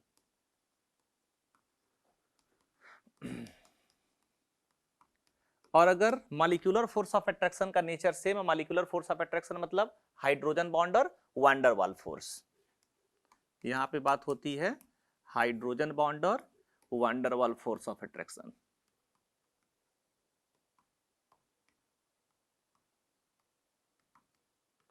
अब हमको पता है van der Waals force of attraction में डाइपोल डाइपोल इंटरेक्शन है, डाइपोल इंड्यूस्ड डाइपोल इंटरेक्शन है, और लंडन फोर्सेस हैं। तो लंडन फोर्सेस क्या होते हैं? यूनिवर्सल होते हैं, वो सब में होंगे।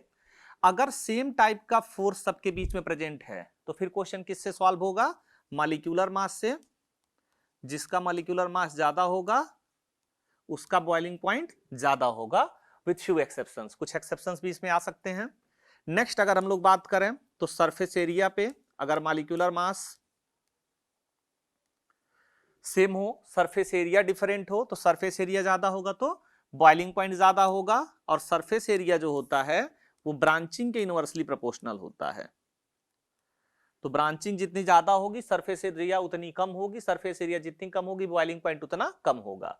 तो ये कुछ बेसिक पैरामीटर्स हैं जिससे हम लोग बॉइलिंग पॉइंट को क्या करते हैं? डिटरमाइन करते हैं। ठीक, अब अगर एक जनरल ऑर्डर की बात करें अपने ऑर्गेनिक केमिस्ट्री में, तो जनरल ऑर्डर में हम लोगों के पास सबसे पहले आता है amide group, molecular mass nearly same होना चाहिए। एमाइड ग्रुप के बाद आता है अपने पास कार्बोक्सिलिक एसिड, मॉलिक्यूलर मास फिर से बोल रहे हैं नियरली सेम होना चाहिए। कार्बोक्सिलिक एसिड के बाद कौन आता है? नाइट्राइल। नाइट्राइल के आसपास ही कौन आता है? एल्कोहल। उसके बाद कौन आएगा? कीटोन। कीटोन के बाद एल्डिहाइड, और फिर कौन आएंगे? Alkyl halide. एल्किल हैलाइड के बाद ईथर, और इसी के इर्द गिर्द जो है अपने पास एल्काइन आएगा। एल्काइन के बाद एल्केन आएगा, एल्केन के बाद एल्कीन आएगा। तो इन जनरल ये एक ऑर्डर हम लोगों के पास बॉइलिंग पॉइंट का, ये चारों एक फैमिली के हो गए, कीटोन एल्डिहाइड एक साथ हो गया, एल्काइल हैलाइड ईथर, और ये अपने पास हाइड्रोकार्बन वाले। तो जितने भी नियरली फंक्शनल ग्रुप हैं वो कवर हो जाते हैं इसमें। अब एक एक करके अगर देखा जाए, जैसे अगर हम लोग बात करें एमाइड के बारे में, तो एमाइड में क्या अपने पास RCONH2 कुछ इस तरह से है।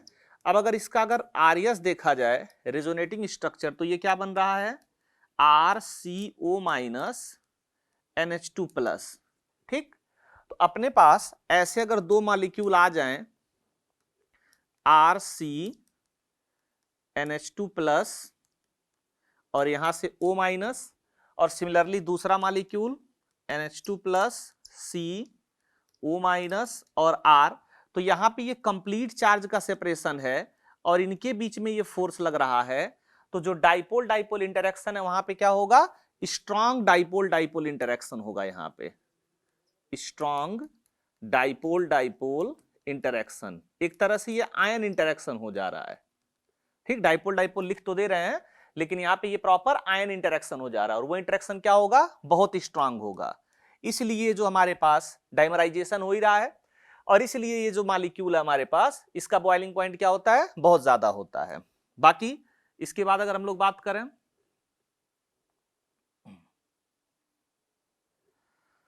तो फिर से दूसरे मॉलिक्यूल की अगर बात करें, जैसे कार्बोक्सिलिक एसिड है अपने पास RCOOH, और अपने पास दूसरा मॉलिक्यूल है HOCOR।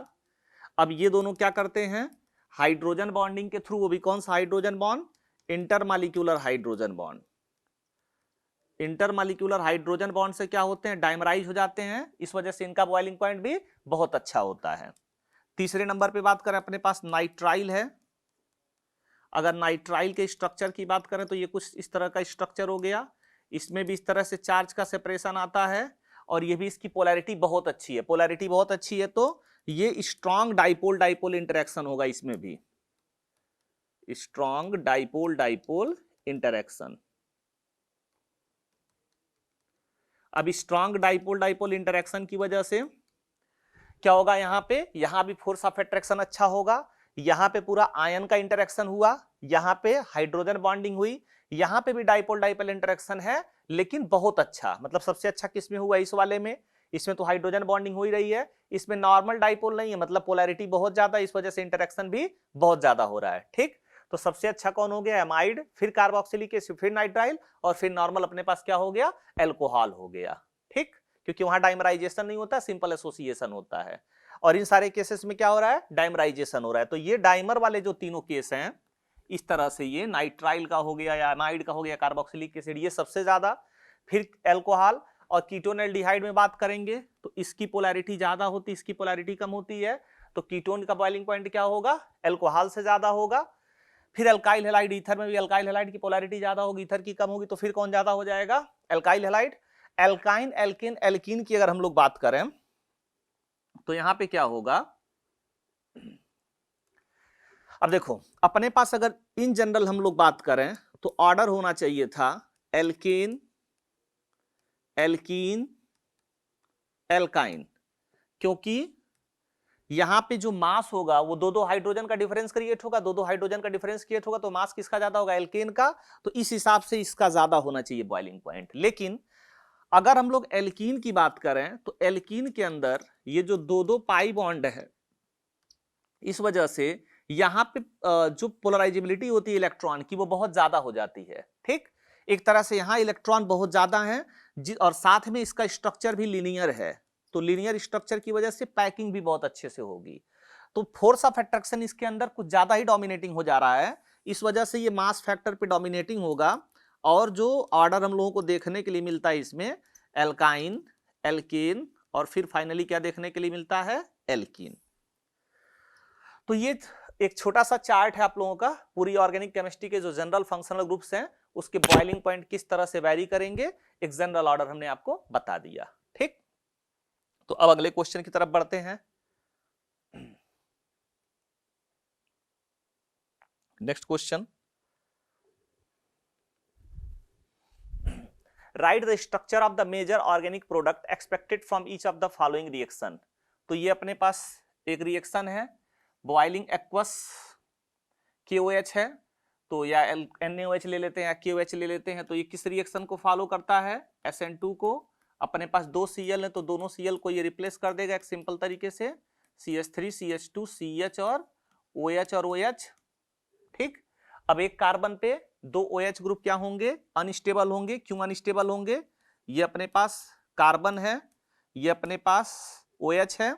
अब अगर इन दोनों में बात करें तो इस तरह से हाइड्रोजन बॉन्डिंग होगी। कितने मेंबर की रिंग बन रही है? 4 मेंबर की रिंग, जो कि बहुत स्टेबल नहीं होती है। तो क्या होगा फिर यहाँ पे? ये वाला बॉन्ड ब्रेक होके निकल जाएगा और क्या बन जाएगा? CH3 CH2 CHO। ठीक, तो प्रोपेनल बन गया यहां से। Next, butane nitrile can be prepared by heating with, butane nitrile की बात कर रहा है, CH3 CH2 CH2 CN। अब ये कह रहा है can be prepared by heating with alcoholic KCN, मतलब इसको किसके साथ रिएक्ट कराया जाए? तो यहां पे कुछ है, इसका रिएक्शन किसके साथ कराया जा रहा है? KCN के साथ कराया जा रहा है। ठीक, तो अब KCN में CN तो अपने पास है ही, अब कितने की कमी है? सिर्फ इस वाले पार्ट की कमी है। तो यहां पे क्या करेंगे? CH3 CH2 CH2, यहां पे कोई हेलोजन लगा देंगे, आयोडीन, उससे कम Br, उससे कम Cl, ये सब अच्छे लिविंग ग्रुप होंगे। तो यहां पे अब KCN का अगर अटैक कराएंगे तो यहां अटैक करेगा, ये वाला बॉन्ड टूट के निकलेगा, तो CH3 CH2 CH2 और यह क्या लग जाएगा? CN लग जाएगा। ठीक, अगला, among 3 isomers of nitrophenol the one that is least soluble in water. अब ये अपने पास आर्थोनाइट्रोफिनॉल है, दूसरा अपने पास मेटानाइट्रोफिनॉल है और तीसरा अपने पास पैरानाइट्रोफिनॉल है। ये 3 आइसोमर हो गए। अब इसकी अगर हम लोग बात करेंगे तो ये क्या करता है? Intramolecular hydrogen bond. ठीक, ये कौन सा बॉन्ड बनाएगा? Intramolecular hydrogen bond. तो यानी कि ये जो ग्रुप हैं ये आपस में एसोसिएटेड हैं, मतलब किसी और मॉलिक्यूल के साथ एसोसिएशन नहीं करेंगे। जैसे ये दोनों हाथ हमारा हो गया, अब ये दोनों आपस में ही जुड़ गया तो किसी दूसरे मॉलिक्यूल के साथ एसोसिएट नहीं होगा। और बॉयल करने की बात होगी तो आसानी से बॉयल हो जाएगा। लेकिन ये दोनों हाथ अगर 2 अलग अलग लोगों से जुड़ जाएं, अब हमको बॉयल करना है मतलब उड़ना है, तो वो पकड़ के हमको खींचेंगे, मतलब टेम्परेचर क्या करना पड़ेगा? ज्यादा देना पड़ेगा। तो इस हिसाब से इंट्रामॉलिक्यूलर हाइड्रोजन बॉन्डिंग की वजह से इसमें क्या होगा? इसमें इंटरमॉलिक्यूलर हाइड्रोजन बॉन्डिंग होगी, इंटरमॉलिक्यूलर हाइड्रोजन बॉन्डिंग। तो इस वजह से इसका जो बॉइलिंग पॉइंट होगा वो क्या होगा? कम होगा विथ रिस्पेक्ट टू इन दोनों के। ठीक, नेक्स्ट क्वेश्चन, एल्कोहलिक KOH से रिएक्शन करा रहा है। एल्कोहलिक KOH मतलब E2 मैकेनिज्म को फॉलो करेगा, CH3 CH3 और यहां पे क्या होगा? CH2 CH3 और यहां पे Cl। तो एक क्लोरीन यहां पे नॉर्मल बेस है तो एक हाइड्रोजन यहां से एलिमिनेट करेगा, तो बनेगा अपने पास CH3 CH3 double bond CH और CH3। ये अपने पास बन जाएगा मेजर प्रोडक्ट, मतलब सेट जब प्रोडक्ट मेजर हो जाएगा और एक और बनेगा जब हाइड्रोजन यहां से निकलेगा तो वो क्या होगा? माइनर होगा। Next question, alkyl halide are less reactive than, aryl halides are less reactive than alkyl halide towards nucleophilic reagent। तो अपने पास ये लगा हुआ है एराइल हैलाइड और ये लगा हुआ है एल्काइल हैलाइड। तो इसमें अगर हम लोग बात करें तो जो यहां पे बॉन्ड बनेगा आप लोगों का वो sp3 हेलो कार्बन का बॉन्ड बनेगा और यहां पे sp2 कार्बन हेलोजन बॉन्ड बनेगा। परसेंटेजेस जितना ज्यादा होगा बॉन्ड की स्ट्रेंथ क्या होगी? उतनी ज्यादा होगी। तो यहां पे जो बॉन्ड है वो स्ट्रॉन्गर बॉन्ड होगा, ये बॉन्ड वीकर होगा, तो आसानी से क्या होगा? ब्रेक होगा। चलो ये तो पहली बात हो गई। दूसरी बात, ये लोन पेयर है, रिंग के साथ डीलोकलाइज होगा, तो रेजोनेंस की वजह से इसके अंदर कौन सा कैरेक्टर आएगा? डबल बॉन्ड कैरेक्टर आएगा, जिसकी वजह से इसकी स्टेबिलिटी क्या होगी? इस बॉन्ड की स्ट्रेंथ क्या हो जाएगी? ज्यादा। तो दूसरा रीजन हो गया डबल बॉन्ड कैरेक्टर, जो कि उसके अंदर नहीं है। तीसरा, इलेक्ट्रॉनिक रिपल्सन। इलेक्ट्रॉनिक रिपल्सन मतलब अगर कोई न्यूक्लियोफाइल आएगा तो इसको अटैक तो यहां पे करना पड़ेगा, और अटैक करेगा तो ये जो रिंग की इलेक्ट्रॉन डेंसिटी है, ये जो रिंग की इलेक्ट्रॉन डेंसिटी है प्लेन के ऊपर और प्लेन के नीचे, ये क्या करेगा, ये इलेक्ट्रॉन डेंसिटी इसको रिपल करेगा और आसानी से अटैक नहीं करने देगा, जबकि यहां पे क्या है, आसान है अटैक। चौथी बात करते हैं, अगर इसको हम SN1 रिएक्शन परफॉर्म कराते हैं तो जो कार्बोकैटायन बनेगा वो एराइलिक कार्बोकैटायन बनेगा, और वो क्या होगा, हाईली अनस्टेबल होगा। तो ये सारे वो रीजंस हैं जिसकी वजह से ये सब्स्टिट्यूशन रिएक्शन शो नहीं करता है, और एल्काइल हैलाइड आसानी से सब्स्टिट्यूशन रिएक्शन शो कर लेता है। ठीक, नेक्स्ट, अब बहुत अच्छा क्वेश्चन है ये, मतलब मजेदार क्वेश्चन।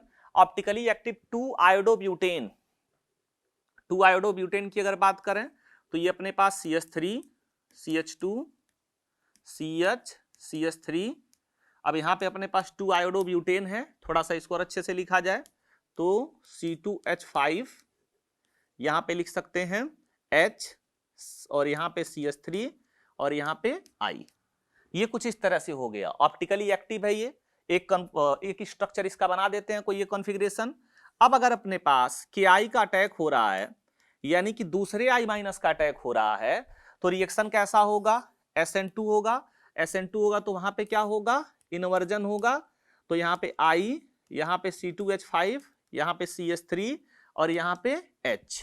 ठीक, अब यहाँ पे फिर से I है, Ki- है ही, तो ये फिर से वापस आ जाएगा, मतलब जो रिएक्शन मिक्सचर है SN2 ही हो रहा है, मतलब एकदम रेयर कॉम्बिनेशन है ये, इस तरह का रिएक्शन यूजुअली SN2 में देखने के लिए नहीं मिलता है। तो होगा क्या यहां पे, अगर हम इसके कॉन्फ़िगरेशन की बात करें तो ये क्या होगा, पहला पोजीशन होगा, ये दूसरा पोजीशन होगा, ये तीसरी प्रायोरिटी पे आएगा, ये चौथी प्रायोरिटी पे आएगा। तो ये S कॉन्फ़िगरेशन होना चाहिए, लेकिन list priority group horizontal line पे है तो क्या होगा, ये R हो जाएगा। ठीक है, इसके बारे में देखते हैं, ये पहला, ये दूसरा, ये तीसरा, होना R चाहिए था, लेकिन क्या होगा, S। तो हम देख पा रहे हैं सारा स्ट्रक्चर सेम है, सबकी कनेक्टिविटी सेम है, R और S ये दोनों कॉन्फ़िगरेशन हो गए, तो ये जो रिएक्टेंट और प्रोडक्ट हैं एक दूसरे के क्या हैं, एक दूसरे के non super imposable mirror image हैं, यानी कि एनहांसियोमर्स हैं। तो एक सोल्यूशन में ये दोनों पड़े हुए हैं, तो जो सोल्यूशन है वो क्या हो गया, रेसिमाइज हो गया, और जो फाइनली जो मिक्सचर है वो क्या हो जाएगा, ऑप्टिकली इनएक्टिव हो जाएगा। ठीक, तो ये एक बहुत शानदार वैसे ही एक्सपेरिमेंट जो है 2-क्लोरो या 2-आयोडो जो है ऑक्टेन पे एक्सपेरिमेंट किया गया था, जिसमें ये पता चला था कि ये सारी चीजें SN2 में भी पॉसिबल हैं। तो ऐसा कॉम्बिनेशन SN2 में रेयरली होता है जिसमें क्या हो जा रहा है, रेसिमाइजेशन हो जा रहा है। ठीक, तो give a product which does not show optical activity, explain. तो क्यों नहीं हो पा रहा है, उसके पीछे का ये आपका रीजन है, इससे ये बनेगा और फाइनली इससे ये, माने रिएक्शन मिक्सचर में हमारे पास दोनों भी होंगे, R वाला फॉर्म भी होगा, S वाला फॉर्म भी होगा। Clear. Next, alkyl halide X of formula C6H13Cl on treatment with potassium tertiary butoxide, potassium tertiary butoxide की बात हो रही है, बल्कि बेस है, गिव्स 2 आइसोमेरिक एल्कीन देगा ही, both alkenes on hydrogenation gives 2,3 dimethyl butane. तो ये अपने पास ब्यूटेन हो गया, 2,3 डाइमिथाइल ब्यूटेन हो गया। अब ये किस एल्कीन से बना होगा, कौन से एल्कीन के हाइड्रोजनेशन से, तो जाहिर सी बात है या तो डबल बॉन्ड यहां होगा या तो डबल बॉन्ड यहां, सिमेट्रिकल है। तो कंडीशन जो है अपने पास वो कुछ इस तरह से है, या तो डबल बॉन्ड यहां होगा और या तो डबल बॉन्ड यहां होगा। अब ये किससे बना हुआ है, इसको बनाने के लिए कोई एल्काइल हैलाइड यूज किया गया है। ठीक, अब अगर एल्काइल हैलाइड यूज किया गया है तो वो यहां लगा लेते हैं, यहां लगा लेंगे तो ये वाला प्रोडक्ट नहीं मिलेगा, है ना, तो मजबूरी हमारी कि यहां लगाएंगे। अच्छी बात, अब ये पूरा रिएक्शन हमने उल्टे तरीके से लिख लिया, क्या हुआ होगा, टर्शियरी ब्यूटॉक्साइड का यूज किया गया है, यहां से क्या हुआ है, हाइड्रोजनेशन कराया गया है। तो अब अगर इसका यूज किया गया है तो ये वाला प्रोडक्ट क्या होगा, मेजर, और ये वाला प्रोडक्ट क्या होगा, माइनर। ये हमारा हाफमैन प्रोडक्ट मेजर हो गया, क्योंकि बल्कि बेस है, बल्कि बेस है तो आसानी से यहां से वो हाइड्रोजन लेके नहीं जा पाएगा। तो ठीक है, अब वो जो भी बोल रहा है alkyl halide X of formula, ठीक है, ये हमारा एल्किल हैलाइड हो गया। On treatment tertiary biscuit oxide two gives isomeric alkenes Y and Z, तो ये अपने पास आइसोमेरिक एल्कीन हो गया Y and Z। Both alkenes are hydrogenation gives 2,3 dimethyl butane, ठीक है। तो रिएक्शन को उसने लिखा जैसे वैसे वैसे हमने लिख दिया और फिर रिवर्स डायरेक्शन में सोच लिया, आसान है, ठीक है। 2,2 डाइमिथाइल ऑक्सीजन, देखो ये अपने पास साइक्लिक ईथर हो गया, 2,2 डाइमिथाइल की बात कर रहा है, तो ये हो गया अपने पास 2,2 dimethyl oxygen can cleaved by dilute HCl, तो डाइल्यूट HCl के साथ रिएक्ट करने के लिए कह रहा है, तो ठीक है। सबसे पहले H+ आएगा, ये प्रोटोनेट होगा।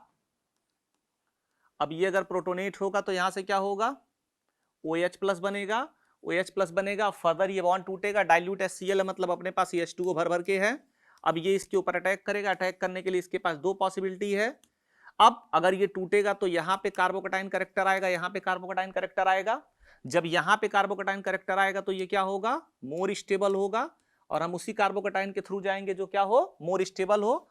तो ये वाला बॉन्ड ब्रेक हो जाएगा, तो यहाँ पे पॉजिटिव चार्ज आएगा और ये OH लग जाएगा, और यहाँ पे भी क्या लग जाएगा, OH लग जाएगा, ठीक। तो आसान सा मैकेनिज्म है। Next, which of the following is the correct method of synthesising methyl tertiary butyl ether, ठीक है। ये कह रहा अपने पास CH3 CH3 CH3 Br लगा हुआ है और इसके साथ O- मतलब मिथॉक्साइड आयन का यूज कर रहा है, ये इसके ऊपर अटैक करेगा। तो ये SN2 रिएक्शन को फॉलो नहीं कर पाएगा क्योंकि यहाँ पे हिंड्रेंस क्या है, ज्यादा है। हिंड्रेंस ज्यादा होगा तो अटैक आसानी से नहीं हो पाएगा, यानी कि यहां से आपको कोई प्रोडक्ट मिलने वाला नहीं है। मिलेगा भी तो क्या मिलेगा, ये फॉलो करेगा E2 पाथ को, E2 पाथ को फॉलो करेगा तो आपको एल्कीन मिलने वाला है, ठीक। नेक्स्ट CH3Br, अब दूसरा अपने पास है टर्शरी ब्यूटॉक्साइड, तो CH3 CH3 O-, तो इसके अटैक करने की पॉसिबिलिटी है, ये अटैक करेगा इसके ऊपर, ये वाला बॉन्ड आसानी से टूट के निकल जाएगा। तो CH3 O और CH3 बन जाएगा। तो इस पाथ को हम लोग फॉलो करेंगे क्योंकि यहाँ पे SN2 होने की पॉसिबिलिटी है। इस पाथ को फॉलो नहीं करेंगे क्योंकि यहाँ पे क्या होगा, E2 होगा और एल्कीन का फॉर्मेशन होगा, ठीक। Give reason for the following in 1 or 2 sentences. Acid catalysed dehydration of tertiary butyl alcohol is faster than. अब देखो इसमें क्या होता है, अगर हम लोग बात करें जैसे अपने पास CH3 CH2 OH कोई एग्जांपल ले लिया जाए, सबसे पहले हम लोग प्रोटोनेशन करेंगे और प्रोटोनेशन करेंगे तो CH3 CH2 OH2+ बनेगा और यहां से ये वाला बॉन्ड ब्रेक होगा तो CH3 CH2+ बनेगा, यानी कि जो हमारा इंटरमीडिएट है इस रिएक्शन का वो क्या है, कार्बोकटायन। तो जो रेट ऑफ रिएक्शन है, रेट ऑफ रिएक्शन वो किसके ऊपर डिपेंड कर रहा है, वो डिपेंड करेगा स्टेबिलिटी ऑफ कार्बोकटायन, यानी कि जो कार्बोकटायन जितना ज्यादा स्टेबल होगा उससे हमारा प्रोडक्ट जो होगा वो मेजर बनेगा।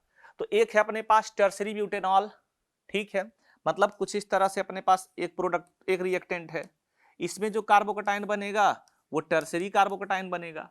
और दूसरा एन ब्यूटेनॉल, मतलब नॉर्मल ब्यूटेनॉल है, तो नॉर्मल ब्यूटेनॉल है तो क्या होगा, यहाँ पे प्राइमरी कार्बोकटायन बनेगा।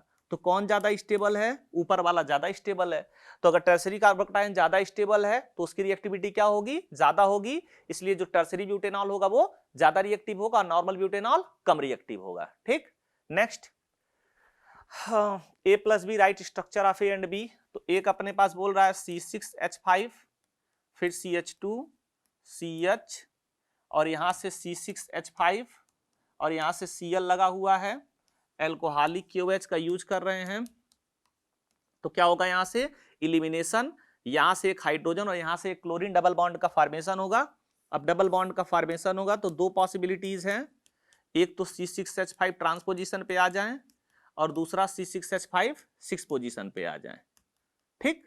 तो कौन ज्यादा स्टेबल होगा, ट्रांस वाला, हालांकि हमको सिर्फ बताना है A और B में से कौन बनेगा। दूसरा CH3 का होल ट्वाइस, CH3 और फिर यहां से H लगा हुआ है और O CH3 HI से रिएक्ट करने के लिए कह रहा है। तो सबसे पहले प्रोटोनेशन होगा, स्टेप हम बराबर फॉलो करेंगे, थोड़ा समय लग सकता है। तो यहाँ पे बनेगा CH3 CH3HO ये बन गया प्रोटोनेटेड पार्ट। अब इसके बाद बॉन्ड ब्रेकिंग की बात होगी तो HI की अगर बात करें 3 डिग्री और रेजोनेंस स्टेबलाइज के साथ SN1 फॉलो करता है, 2 डिग्री और 1 डिग्री के साथ SN2 फॉलो करेगा तो लेस इंडर्ड पे अटैक करेगा तो ये बॉन्ड ब्रेक हो जाएगा और यहां से बन जाएगा अपने पास आइसोप्रोपाइल अल्कोहल प्लस CH3I बन जाएगा। अपने पास HI एक्सेस में है तो फर्दर ये OH किस में कन्वर्ट हो जाएगा, I में, और आइसोप्रोपाइल आयोडाइड बन जाएगा। तो ठीक है, ये आपका पहला पार्ट था और ये अपना दूसरा पार्ट था। मैकेनिज्म के साथ आगे बढ़ रहे हैं। Next, what would be the major product in each of the following reaction. C2H5OH के साथ हीट कर रहा है तो C2H5OH के साथ हीट कर रहा है मतलब किस पाथ को फॉलो करेगा, E1 पाथ को फॉलो करेगा। E1 पाथ को फॉलो करेगा तो सॉल्वेंट की वजह से सबसे पहले क्या होगा, सॉल्वेंट की वजह से सबसे पहले बॉन्ड की ब्रेकिंग होगी, कार्बन हेलोजन बॉन्ड की ब्रेकिंग हुई, कार्बोकटायन बनेगा। वो कार्बोकटायन रीअरेंजमेंट कर सकता है, रीअरेंजमेंट करेगा तो मिथाइल शिफ्ट होगा, मिथाइल शिफ्ट होगा तो एक स्टेबल कार्बोकटायन का फॉर्मेशन होगा, स्टेबल कार्बोकटायन का फॉर्मेशन होगा। अब हाइड्रोजन निकलेगा तो वहां से एक स्टेबल एल्कीन का फॉर्मेशन होगा कुछ इस तरह से CH3। तो ये अपने पास जो है मेजर प्रोडक्ट बन जाएगा। आसान सा क्वेश्चन है। नेक्स्ट, ये ठीक है, what would be the major product in each of the following reactions. दूसरा पार्ट इसमें मोस्ट एसिडिक की बात कर रहा है, इथेन, इथीन, इथाइन। तो इथाइन के पास क्या है, CH triple bond C minus. अगर इथीन की बात करें तो CH2 double bond CH minus. Ethane की बात करें तो CH3 CH2 minus. Which one is more stable, जिसके पास इलेक्ट्रोनेगेटिविटी ज्यादा होगी वो क्या होगा, ज्यादा स्टेबल होगा। तो ये कार्बन आयन ज्यादा स्टेबल है, इस वजह से इसकी एसिडिक स्ट्रेंथ क्या होगी, ज्यादा होगी। तो एसिडिक स्ट्रेंथ किसकी ज्यादा होगी, इथाइन की। Next, give reason for the following in 1 or 2 sentences। Methane does not react with chlorine in the dark. अगर हम लोग बात करें CH4 का Cl2 के साथ, वो भी डार्क में, तो होता क्या है, यहाँ पे कार्बन हाइड्रोजन बॉन्ड ब्रेक करने के लिए एनर्जी की जरूरत पड़ेगी और ये क्लोरीन क्लोरीन बॉन्ड आसानी से ब्रेक नहीं होगा।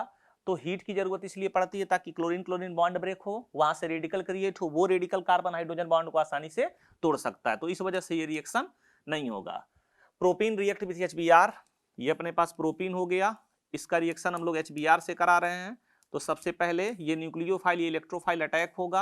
अटैक होगा तो दो पॉसिबिलिटीज होंगी, या तो ये बनेगा या तो ये बनेगा। अब ये मोर स्टेबल है, मोर स्टेबल है तो इसका प्रोडक्ट क्या होगा, मेजर होगा। इसका प्रोडक्ट मेजर होगा तो ये मेजर प्रोडक्ट बन गया, और ये वाला भी अगर बनेगा तो क्या होगा, माइनर प्रोडक्ट होगा। But does not give an propyl bromide, क्यों नहीं देगा, क्योंकि ये क्या है, लीस्ट स्टेबल है, तो इस पाथ को वो फॉलो नहीं करेगा। ठीक, आसान है ये भी। Next, the terminal carbon atom in two butene is. Two butene की बात कर रहा है तो ये अपने पास 2-ब्यूटीन है, टर्मिनल कार्बन के बारे में बात कर रहा है। चारों बॉन्ड क्या है इसके, सिग्मा, सिग्मा ही है, सिग्मा है तो हाइब्रिडाइजेशन क्या हो जाएगा इसका, sp3 हो जाएगा। ठीक है। Next, right the balance chemical equation for the following. Ethylene glycol, तो अपने पास CH2 is obtained by the reaction of ethylene. तो अपने पास इथाइलिन की बात हो रहा है तो CH2 डबल बॉन्ड CH2 किसके साथ रिएक्शन कर रहे हैं, पोटेशियम परमैंगनेट के साथ, KMnO4 के साथ। ऑक्सीडेशन होगा इसका तो सिन डाइऑल मतलब CH2OH का फॉर्मेशन होगा, प्लस KMnO4 किस में कन्वर्ट हो जाता है, MnO2 में कन्वर्ट हो जाता है। ठीक, ऑक्सीडेशन स्टेट की अगर बात करें तो यहाँ पे मैग्नीज का ऑक्सीडेशन स्टेट +7 होता है, यहाँ पे मैग्नीज का ऑक्सीडेशन स्टेट +4 होगा। अब अगर चेंज इन ऑक्सीडेशन स्टेट पर मॉलिक्यूल की बात करें तो इसमें कितने का चेंज होगा, 3 का डिक्रीज होगा। कार्बन हाइड्रोजन वाले में बात करें ऑक्सीडेशन स्टेट की तो ये अपने पास इस बॉन्ड को ब्रेक करेंगे तो हाइड्रोजन के ऊपर कितना आएगा, +1, कार्बन के ऊपर -1, हाइड्रोजन के ऊपर +1, कार्बन के ऊपर -1। इनके ब्रेकिंग से कोई सेपरेशन नहीं होगा तो -2 ऑक्सीडेशन स्टेट हो गया कार्बन का। यहाँ पे अगर हम लोग देखेंगे कार्बन के साथ हाइड्रोजन, हाइड्रोजन, ऑक्सीजन, हाइड्रोजन, तो यहाँ से ब्रेक होगा तो +1 -1, यहाँ से ब्रेक होगा तो +1 -1 तो -2 होगा। और इसके ब्रेकिंग की वजह से यहाँ -1 और यहाँ +1 तो फाइनली क्या आ जाएगा, यहाँ पे कार्बन का ऑक्सीडेशन स्टेट -1 आएगा। अरे भाई बेसिक कॉन्सेप्ट है फिजिकल का, अगर कोई दो डिफरेंट एटम के बीच बॉन्ड ब्रेक होते हैं तो जिसकी इलेक्ट्रोनेगेटिविटी कम है उसके ऊपर +1, जिसकी इलेक्ट्रोनेगेटिविटी ज्यादा उसके ऊपर -1। डबल बॉन्ड ब्रेक होता है तो जिसकी इलेक्ट्रोनेगेटिविटी कम है उसके ऊपर +2, जिसकी इलेक्ट्रोनेगेटिविटी ज्यादा उसके ऊपर -2। बस। तो ऑक्सीडेशन स्टेट हमने देख लिया। यहां पे एक कार्बन में चेंज कितने का आ रहा है, एक कार है तो पूरे मॉलिक्यूल में कितने का चेंज आएगा, 2 का। एक मॉलिक्यूल के अंदर कितने कार्बन, 2, एक कार्बन में 1 का चेंज तो 2 कार्बन में 2 का चेंज, इंक्रीज हो रहा है डिक्रीज हो रहा है, तो यहाँ पे इंक्रीज हो रहा है। ठीक है, तो ये 2 से इंक्रीज हो रहा है। अब क्या करते हैं, चेंज इन ऑक्सीडेशन स्टेट पर मॉलिक्यूल निकल गया, क्रॉस मल्टीप्लाई कर देंगे इसको इसके साथ, इसको इसके साथ, तो ये हो जाएगा 2 CH2 double bond CH2 plus, sorry ये 3 होगा ना, यहाँ पे हो जाएगा 3 + 2 KMnO4 हो जाएगा, गिव्स आउट, ये हो जाएगा हम लोगों के पास 2 CH2OH CH2OH, हमने 2 से यहाँ 3 से मल्टीप्लाई किया तो यहाँ भी 3 से मल्टीप्लाई करेंगे। अब यहाँ पे पोटेशियम है तो पोटेशियम के लिए क्या करना पड़ेगा, कितने पोटेशियम आ रहे हैं, 2 पोटेशियम आ रहे हैं, तो पोटेशियम के लिए किसको लाना पड़ेगा, KOH को, प्लस MnO2 है, कितने मैग्नीज है, 2 मैग्नीज है, तो यहाँ पे 2 से मल्टीप्लाई कर देंगे। ठीक, तो फाइनली अब अगर हम लोग देखेंगे तो कितने ऑक्सीजन हो गए, 4 ऑक्सीजन, 4 2 6 ऑक्सीजन, और 6 और 6 12 ऑक्सीजन। यहाँ पे देखेंगे तो 8 ऑक्सीजन, 8 ऑक्सीजन मतलब कितने, 4 हाइड्रोजन, 4 ऑक्सीजन की कमी है तो 4H2O कर देंगे। ठीक, देख लो भाई, 2 ऑक्सीजन और 3 हो गया तो 6 ऑक्सीजन, 6 2 8 ऑक्सीजन, 8 4 12 ऑक्सीजन, तो यहाँ भी कितने होंगे, 4 और 8 4 12 ऑक्सीजन हो गया। अब बैलेंसिंग देख लेते हैं, 3 दूनी 6 कार्बन, ये 2 3 6 कार्बन। हाइड्रोजन की बात करेंगे, 2 2 4 3 12 हाइड्रोजन, 12 और 4 दूनी 8, 20 हाइड्रोजन हो गया। यहाँ पे हाइड्रोजन की बात करेंगे, 2 3 6 हाइड्रोजन, 6 2 8 हाइड्रोजन, ठीक है, सॉरी 2 2 4 2 6 3 18 2 20 हाइड्रोजन, ये भी बैलेंस है।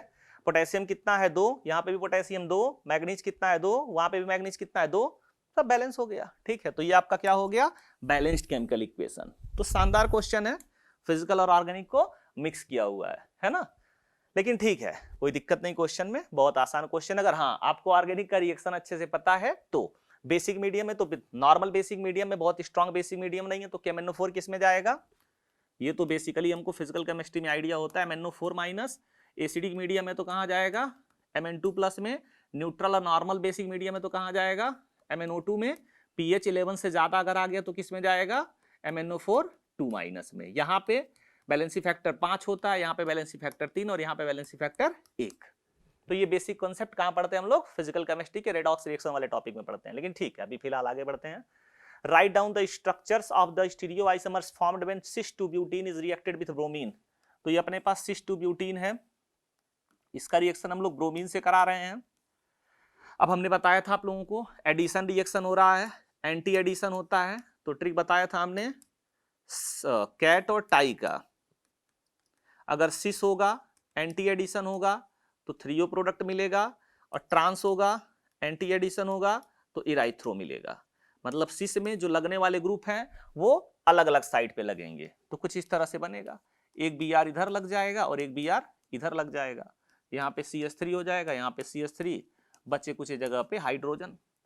अब भाई यही तो बनेगा नहीं, एक और पॉसिबिलिटी इसकी हो सकती है, एक Br इधर लग जाए, एक Br इधर लग जाए, ये हाइड्रोजन हो गया, ये CH3 हो गया, ये CH3 हो गया और ये H हो गया।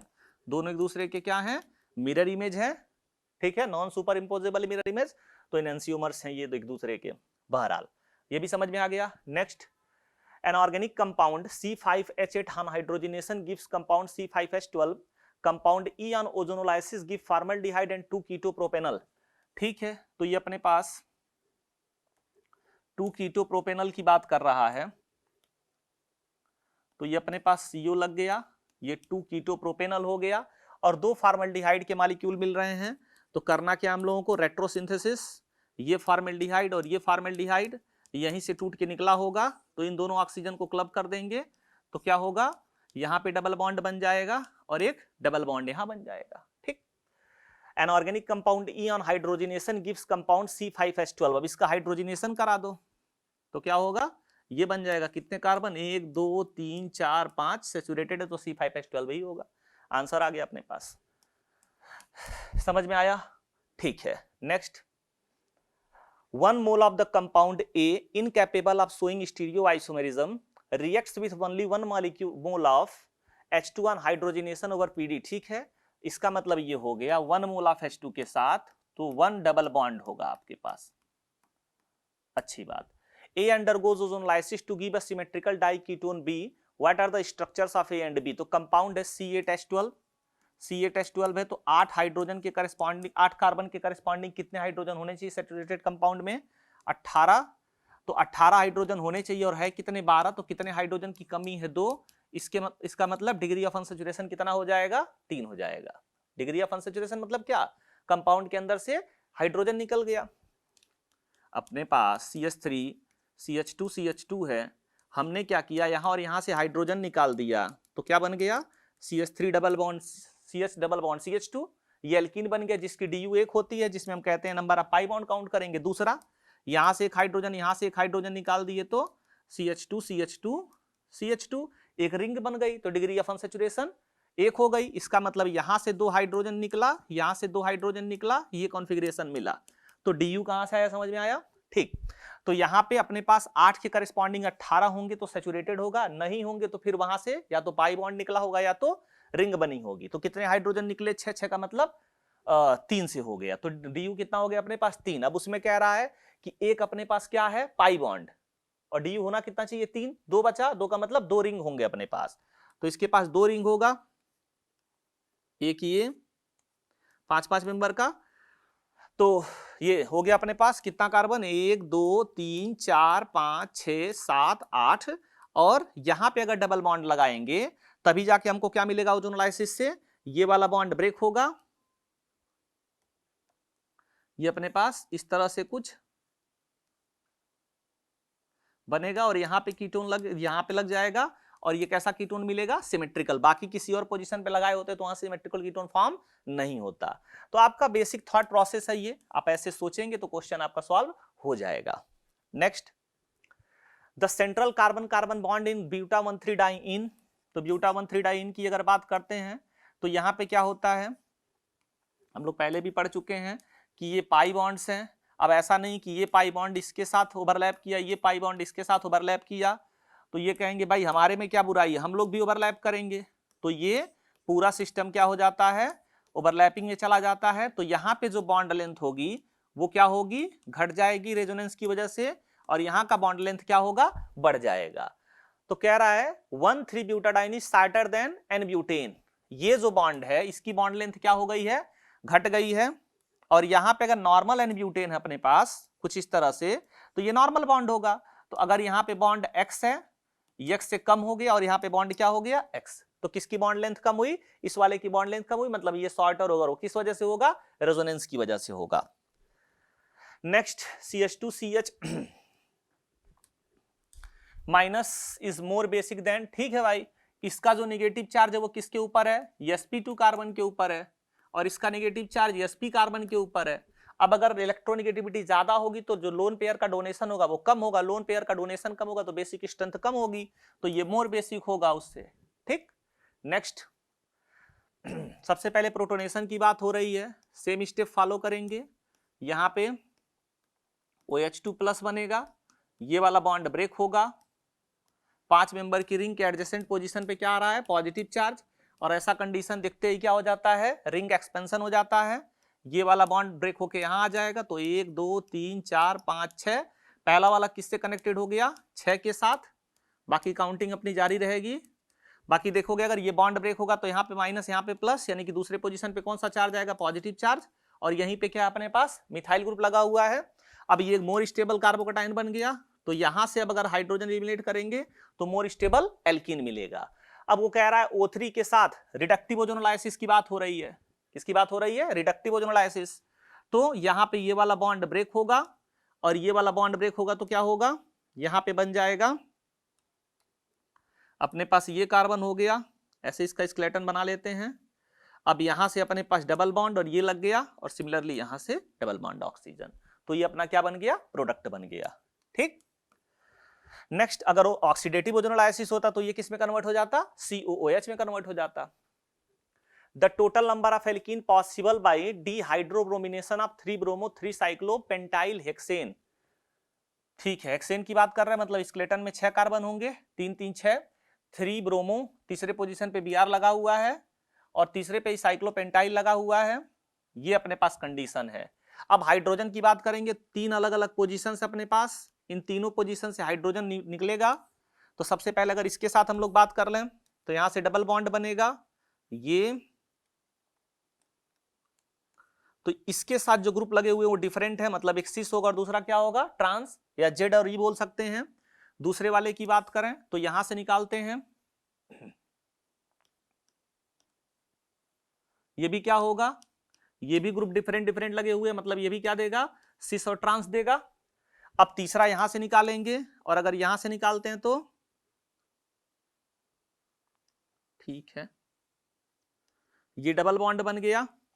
अब यहां पे अगर देखेंगे तो सिमेट्री है, सिमेट्री की वजह से ये ग्रुप और ये ग्रुप दोनों क्या हो जाएंगे, सेम, और दोनों ग्रुप सेम हो जाएंगे तो ज्योमेट्रिकल आइसोमेरिज्म शो करने वाला नहीं है। तो टोटल कितने प्रोडक्ट बनेंगे, 5 प्रोडक्ट बनेंगे। Next, the maximum number of isomers that are possible on monochlorination of the following compound. ठीक है, अब देखो यहाँ पे अगर इस कार्बन की बात करें और इस कार्बन की बात करें तो दोनों क्या है, सिमेट्रिकल है, सिमेट्रिकल है। तो अगर यहाँ पे हम ब्रोमीन लगाते हैं और दूसरे कंपाउंड में यहां पे ब्रोमीन लगाते हैं तो दोनों एक दूसरे के क्या होंगे, मिरर इमेज होंगे, मतलब दोनों डिफरेंट कंपाउंड होंगे।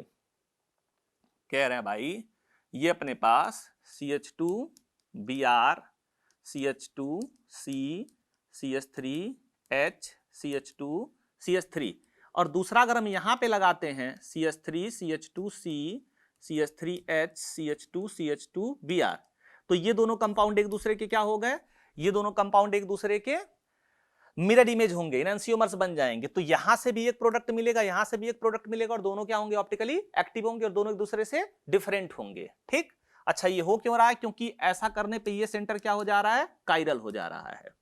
दूसरी बात करें तो एक प्रोडक्ट यहां से मिल गया, एक प्रोडक्ट यहां, एक यहां से मिलेगा, एक यहां से मिलेगा। जब यहां पे अटैक होगा तो कोई ऑप्टिकल एक्टिविटी नहीं मिलेगी, यहां से भी नहीं मिलेगा। अब ये 2 कार्बन बचे अपने पास, अब यहां अगर हम लोग लगाते हैं और यहां लगाते हैं तो कितनी पॉसिबिलिटीज बनेंगी, यहां पे लगाते हैं और साथ में यहां पे लगाते हैं। तो अगर इधर R बन रहा है और इस वाले पोजीशन पे भी क्या लग रहा है, R लग रहा है, तो ये क्या बनाएंगे, R और R बनाएंगे। ठीक, दूसरी बात अगर हम लोग करते हैं देखो एक तरह से फिर S और S बनेगा, फिर R और S बनेगा, फिर S और R बनेगा, है ना। जैसे अपने पास अगर यहां पे भी R लगता है तो ये सेंटर क्या हो जाएगा, कायरल, और ये वाला सेंटर भी क्या है, कायरल। ठीक है, ऐसे यहां पे भी अगर यहां पे जैसे ही Br लगा तो ये सेंटर कायरल हो गया और ये वाला सेंटर भी क्या हो जाएगा, कायरल हो जाएगा। और उसी तरह से जब यहां Br लगेगा तो ये सेंटर भी क्या हो जाएगा, कायरल। तो देखने वाली बात ये, अगर ये R हुआ और ये R हुआ तो एक कॉन्फ़िगरेशन मिला, ये S हुआ ये S हुआ, 2 कॉन्फ़िगरेशन मिला। सोचो अगर यहां पे जब हम लगा रहे हैं तो ये R हो और ये S हो, सॉरी ये R हो, तो ये भी RR हो गया और ये भी RR हो गया, ये 2R 3R, ये भी 2R 3R, मतलब ये प्रोडक्ट कितनी बार आएगा, एक बार काउंट करेंगे, और अगर यहां यहां अलग करेंगे तो 2 बार काउंट हो जाएगा। ठीक, तो सेम प्रोडक्ट है। सिमिलरली अगर यहां पे S कॉन्फ़िगरेशन मिल रहा है, यहां पे S कॉन्फ़िगरेशन मिल रहा है तो SS हो जाएगा, ये 2S 3S। सिमिलरली अगर यहां पे लगेगा तब भी SS ही होगा, तो सिर्फ कितनी बार काउंट करेंगे, एक बार काउंट करेंगे। बाकी अगर यहां R है यहां S है तो एक काउंटिंग वो हो गई, और अगर यहां R और यहां S है तो ये दूसरी काउंटिंग, मतलब ये RS है दूसरा SR है, तो वो एक दूसरे के क्या होंगे, मिरर इमेज। तो यहां से जैसे ये वाला था, ये दोनों एक दूसरे के क्या है, मिरर इमेज। तो अगर यहां Br लग रहा है, यहां Br लग रहा है, तो एक दूसरे के क्या होंगे, मिरर इमेज, तो 2 काउंट होगा। ठीक, तो 2 वहां से फिर दूसरा लगेगा तो 2 वहां से, तो कितने हो गए, 4। तो टोटल ये कितना प्रोडक्ट बन गया अपने पास, 4 यहां से बन जाएगा, तो ये 2 काउंट होगा, ये भी कितना काउंट होगा, 2 काउंट होगा, और यहां पे कितना काउंट होगा, 1, तो 1 2 1 2 1 1 2 1 3 1 4 2 6 1 7 1 8, तो टोटल कितने प्रोडक्ट बन जाएंगे अपने पास, 8 प्रोडक्ट बन जाएंगे। ठीक, next, the number of resonance structure of nitrogen is N is, ठीक है, ये NaOH से रिएक्शन करा रहे हैं, एसिड बेस रिएक्शन होगा। अब अगर अपने पास एसिड बेस रिएक्शन होगा, यहां से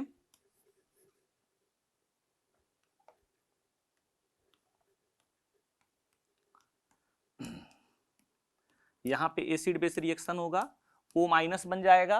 अब ये रेजोनेंस करना शो करेगा, ये बॉन्ड यहां से ब्रेक होगा, यहां आएगा, तो यहां पे क्या होगा, डबल बॉन्ड का फॉर्मेशन होगा, ये नेगेटिव चार्ज यहां आएगा, ठीक है। अब ये यहां से घूमेगा, ये यहां आएगा, और यहां से फिर ये बॉन्ड ब्रेक होगा, ये डबल बॉन्ड यहां बन गया, और यहां पे डबल बॉन्ड का फॉर्मेशन होगा, ये पहले डबल बॉन्ड था ही, नेगेटिव चार्ज यहां आ गया, ये इसके साथ चला गया। अब इस नेगेटिव चार्ज के पास कितने ऑप्शन है, दो ऑप्शन है, पहला ये इधर घूम जाए और दूसरा ये इधर घूम जाए। तो पहले हम इधर की तरफ घूमते हुए चलते हैं, तो क्या होगा, यहां पे ये डबल बॉन्ड ये ऐसे था ही, अब ये नेगेटिव चार्ज यहां आ जाएगा ब्रेक होके, ये बॉन्ड इधर ब्रेक हो जाएगा, फिर डिलोकलाइज करेंगे, ये इधर आएगा, ये यहां आ जाएगा, यहां पे CO लग जाएगा, ये बॉन्ड ब्रेक हुआ, ये यहां से ब्रेक हुआ, यहां आया नेगेटिव चार्ज यहां, फिर डिलोकलाइज होगा। ये एक बार आपने स्टेप फॉलो कर लिया, फिर आपको रुकना नहीं है, बेसिक स्ट्रक्चर्स ड्रॉ करने हैं। ये यहां लग गया, नेगेटिव चार्ज यहां हो गया, ये यहां आएगा, ये ब्रेक हो जाएगा, तो अपने पास कुछ इस तरह से ये बन जाएगा, ठीक। ये स्ट्रक्चर और ये स्ट्रक्चर सेम नहीं है, कैसे सेम नहीं है, यहां का स्केलेटन और यहां का स्केलेटन डिफरेंट है ये पूरा, ठीक।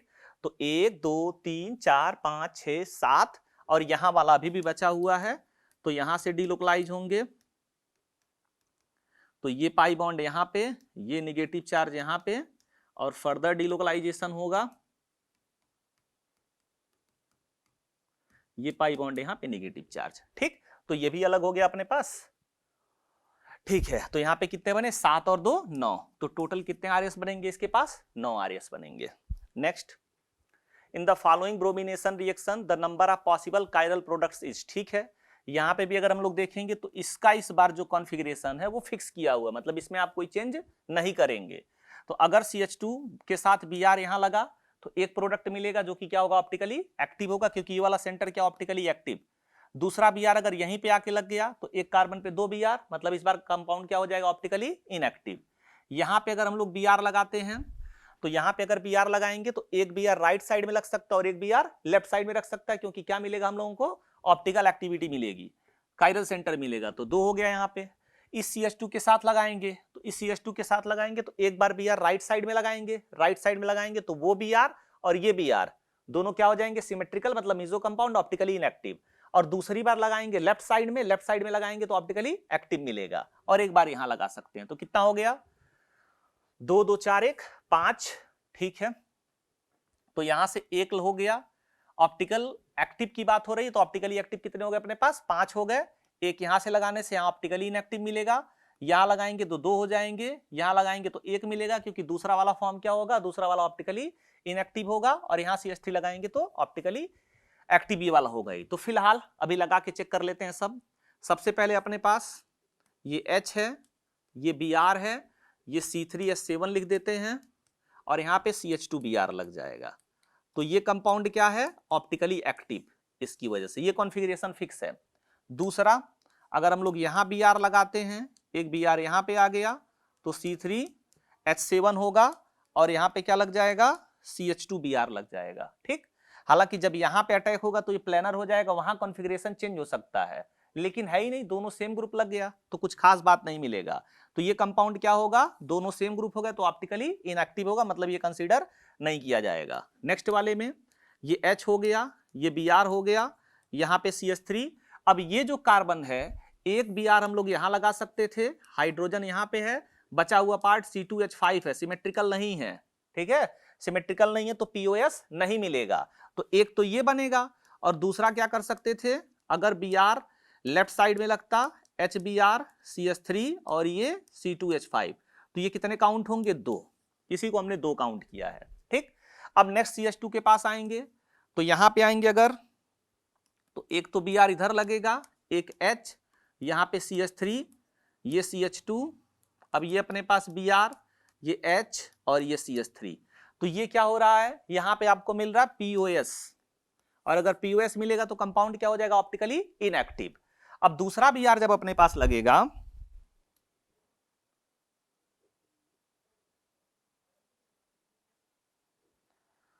ठीक है, अपने पास दूसरे Br की अगर बात करेंगे तो यहां पे आ जाएगा Br, यहां आ जाएगा H, यहां आ जाएगा CH2, यहां आ जाएगा Br, H, CH3 और CH3।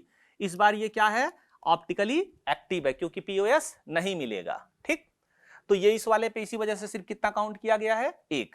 अब बाकी इसके बाद अगर बात करते हैं, यहां पे आएंगे हम लोग, तो ये Br लग जाएगा, ये H लग जाएगा, ये CH3, वहां CH2 Br लगने से कुछ होने वाला नहीं है, तो ये अपने पास हो जाएगा CH2 CH2 और ये क्या लग जाएगा, Br लग जाएगा। तो ऑप्टिकली एक्टिव यहां वाले पोजीशन से होगा ही। तो कितने मिल गए अपने पास, 5 प्रोडक्ट मिल गए। Clear. Next, among the following the number of aromatic compounds, ये क्या होता है, नॉन एरोमेटिक। 4 पाई इलेक्ट्रॉन तो क्या होगा, एंटी एरोमेटिक। 2 पाई इलेक्ट्रॉन तो एरोमेटिक। ये क्या होगा, नॉन एरोमेटिक, कंप्लीट कंजुगेशन नहीं है। ये क्या होगा, aromatic, 6 pi electron, complete conjugation. ये क्या होगा, एंटी एरोमेटिक, 4 पाई इलेक्ट्रॉन। ये क्या होगा, एरोमेटिक। ये भी क्या होगा, एरोमेटिक। ये हिस्सा पूरा एरोमेटिक है, ये क्या होगा, एरोमेटिक। तो कितने मिल गए, 1 2 3 4 और 5। तो 5 प्रोडक्ट क्या होंगे, एरोमेटिक होंगे। Next, the reaction of 4 methyl oct one yne. 8 carbon का स्केलेटन है, 1 2 3 4 5 6 7 8। 4 मिथाइल की बात कर रहा है, ऑक्ट-1-इन की बात कर रहा है। ठीक है, तो सबसे पहली बात तो हम लोग बात करेंगे ऑक्टीन का। ऑक्टीन मतलब C8H16। अब उसमें मिथाइल ऐड कर रहा है, मिथाइल मतलब एक हाइड्रोजन हटा के CH3 लग रहा है, मतलब CH2 और ऐड कर रहे हैं इसमें। तो फार्मूला क्या हो जाएगा, C9H18। अब इसका मास कितना होगा, 12 9 108 और 126। तो ये अपने पास 126 आ जाएगा इसका मोलर मास, और 2.52 जो है इसका मास गिवन है। तो कितने मोल आ जाएंगे, 0.02 मोल जो है ये हमारे पास रिएक्टेंट है। अब कह रहा है इसका रिएक्शन HBr के साथ करा रहा है, गिव्स 2 आइसोमेरिक ब्रोमाइड इन 9:1 रेशियो। हमको पता है कौन सा कैसे बनेगा। 8 का स्केलेटन, 1 2 3 4 5 6 7 8। यहाँ पे मिथाइल लग गया, एक Br तो यहाँ लगेगा पहला। 8 का स्केलेटन फिर से बनाएंगे, 1 2 3 4 5 6 7 8। यहाँ पे मिथाइल लगा हुआ अपने पास, और एक Br यहाँ लगेगा। मार्कोनिकॉफ और एंटी मार्कोनिकॉफ, हमको पता है पेरोक्साइड है तो मेजर प्रोडक्ट कौन होगा, मेजर प्रोडक्ट होगा एंटी मार्कोनिकॉफ, यानी कि ये बनेगा 9 पार्ट और ये बनेगा 1 पार्ट। ठीक, अच्छी बात है। अब सोचो, यहां पे अगर हम लोग बात करेंगे, 1 मोल से अगर ये 0.02 मोल है और उसने बोला हुआ है कि 50% यील्ड है, ओवरऑल इस रिएक्शन का यील्ड कितने का है, 50%। मतलब अगर 0.02 मोल है तो ये जो बनेंगे ये कितना बनेंगे, 50% बनेंगे, यानी कि 0.01 मोल बनेंगे। ठीक, उसमें भी ये 9 पार्ट बनेगा और ये 1 पार्ट, तो टोटल कितना हो गया, 10 पार्ट। 10 पार्ट में इसका कितना रोल है, 9 पार्ट का, तो कितना हो जाएगा, 9/10। ऐसे तो डिवाइड करेंगे, ये दोनों मिला के 10 पार्ट बने। 10 पार्ट में इसका कितना रोल है, 9 पार्ट, तो जितना भी होगा उसका 9/10 ये होगा और 1/10 ये होगा। अब इसको अगर सॉल्व करेंगे तो कितना हो जाएगा, 0.009 मोल। अब इसका रिएक्शन किसके साथ करा रहा है, primary alkyl give a non ionic product, reacted with an appropriate amount of diethyl amine. इसका रिएक्शन डाइथाइल एमीन के साथ करा रहा है इस वाले का। फिलहाल ये तो 0.009 हो गया मोल। अब आगे बढ़ते हैं, इस वाले का रिएक्शन जो है वो किसके साथ करा रहा है, डाइथाइल एमीन के साथ करा रहा है। तो ये न्यूक्लियोफाइल है, ये क्या है, लिविंग ग्रुप अच्छा बनेगा, अटैक करेगा इसके पास। 8 कार्बन का स्केलेटन है, 1 2 3 4 5 6 7 8। यहाँ पे मिथाइल लगा हुआ है और साथ में यहाँ पे N लगेगा, साथ में ET और H+। अच्छा, कह रहा है नॉन आयनिक प्रोडक्ट है, मतलब H+ रिमूव हो जाएगा। बेस का यूज किया हुआ है K2CO3 का, तो ये H+ रिमूव होगा, तो फाइनली क्या होगा, 1 2 3 4 5 6 7 8, 1 2 3 4 5 6 7 8, और यहाँ पे N ET और ET लग जाएगा। ठीक, और यहाँ पे एक मिथाइल लगा हुआ है, 1 2 3 4, यहाँ पे एक मिथाइल लगा हुआ है। तो अब अगर हम लोग बात करें तो कितने कार्बन हो गए टोटल अपने पास, 8 और 1 9 कार्बन ये हो गया, और इथाइल में 2 2 कार्बन आ गए, तो 9 4 13 कार्बन। हाइड्रोजन 3 2 5 2 7 2 9 1 10 3 13 2 15 2 17 2 19, और C2H5 में कितने होंगे, 5 5 10, तो 29 हाइड्रोजन हो जाएंगे, और एक क्या हो जाएगा अपने पास, नाइट्रोजन। अब इसके मास की अगर बात करें तो 12 3 36, 12 का नंबर 12 3 15, 158 प्लस 29 और प्लस ये कितना हो जाएगा, 14। ठीक है, ये अपने पास कार्बन कितना हो गया, 9 4 13 कार्बन हो गया। अब 13 में 12 से मल्टीप्लाई करेंगे तो 12 3 36, 12 का नंबर 12 और 12 3 15, 156। नाइट्रोजन का 14, हाइड्रोजन का 29, 156 और 14 170, 170 और 20 190 और 199। तो ये कितना आ गया, 199 आ गया। और उसमें कितने का मल्टीप्लाई करना है, अगर ये 0.009 हुआ तो ये भी कितना बनेगा, 0.009 मोल। तो ये भी कितना बनेगा फाइनली, 0.009 मोल बनेगा। ठीक, अब 0.009 में कितने का मल्टीप्लाई करना है, 199 का, तो 9 9 81, 9 9 81 8 89 और 9 1 9 8 17, 1791 आ गया इंटू 10⁻³ ग्राम। ये तो 1791 गुणे 10⁻³ ग्राम और 10⁻³ ठीक है। The mass of S obtained is, milligram में पूछा हुआ है, तो 10⁻³ ग्राम क्या हो जाएगा, मिलीग्राम हो जाएगा। तो 1791 मिलीग्राम हम लोगों का आंसर आ जाएगा। ठीक, तो ऑर्गेनिक का बहुत छोटा सा पोर्शन पूछा था और उससे भी छोटा पोर्शन किसका इन्वॉल्व किया था, फिजिकल का इन्वॉल्व किया था। आसान था फिलहाल, लेकिन टीचर के लिए जो बाद में सॉल्व करता है ना, बच्चे के लिए तो बहुत टफ था जिसको पहली बार में ये मिला होगा। बहरहाल ठीक है। नेक्स्ट, तो ये सारे क्वेश्चन हम लोगों ने डिस्कस कर लिए, ये भी चैप्टर कंप्लीट हो गया अपना। और आपको अगर अच्छे से समझ में आया तो प्लीज जरूर लिखिएगा, thank you MSc sir and team. ठीक है, चलिए मिलते हैं फिर अगले चैप्टर में।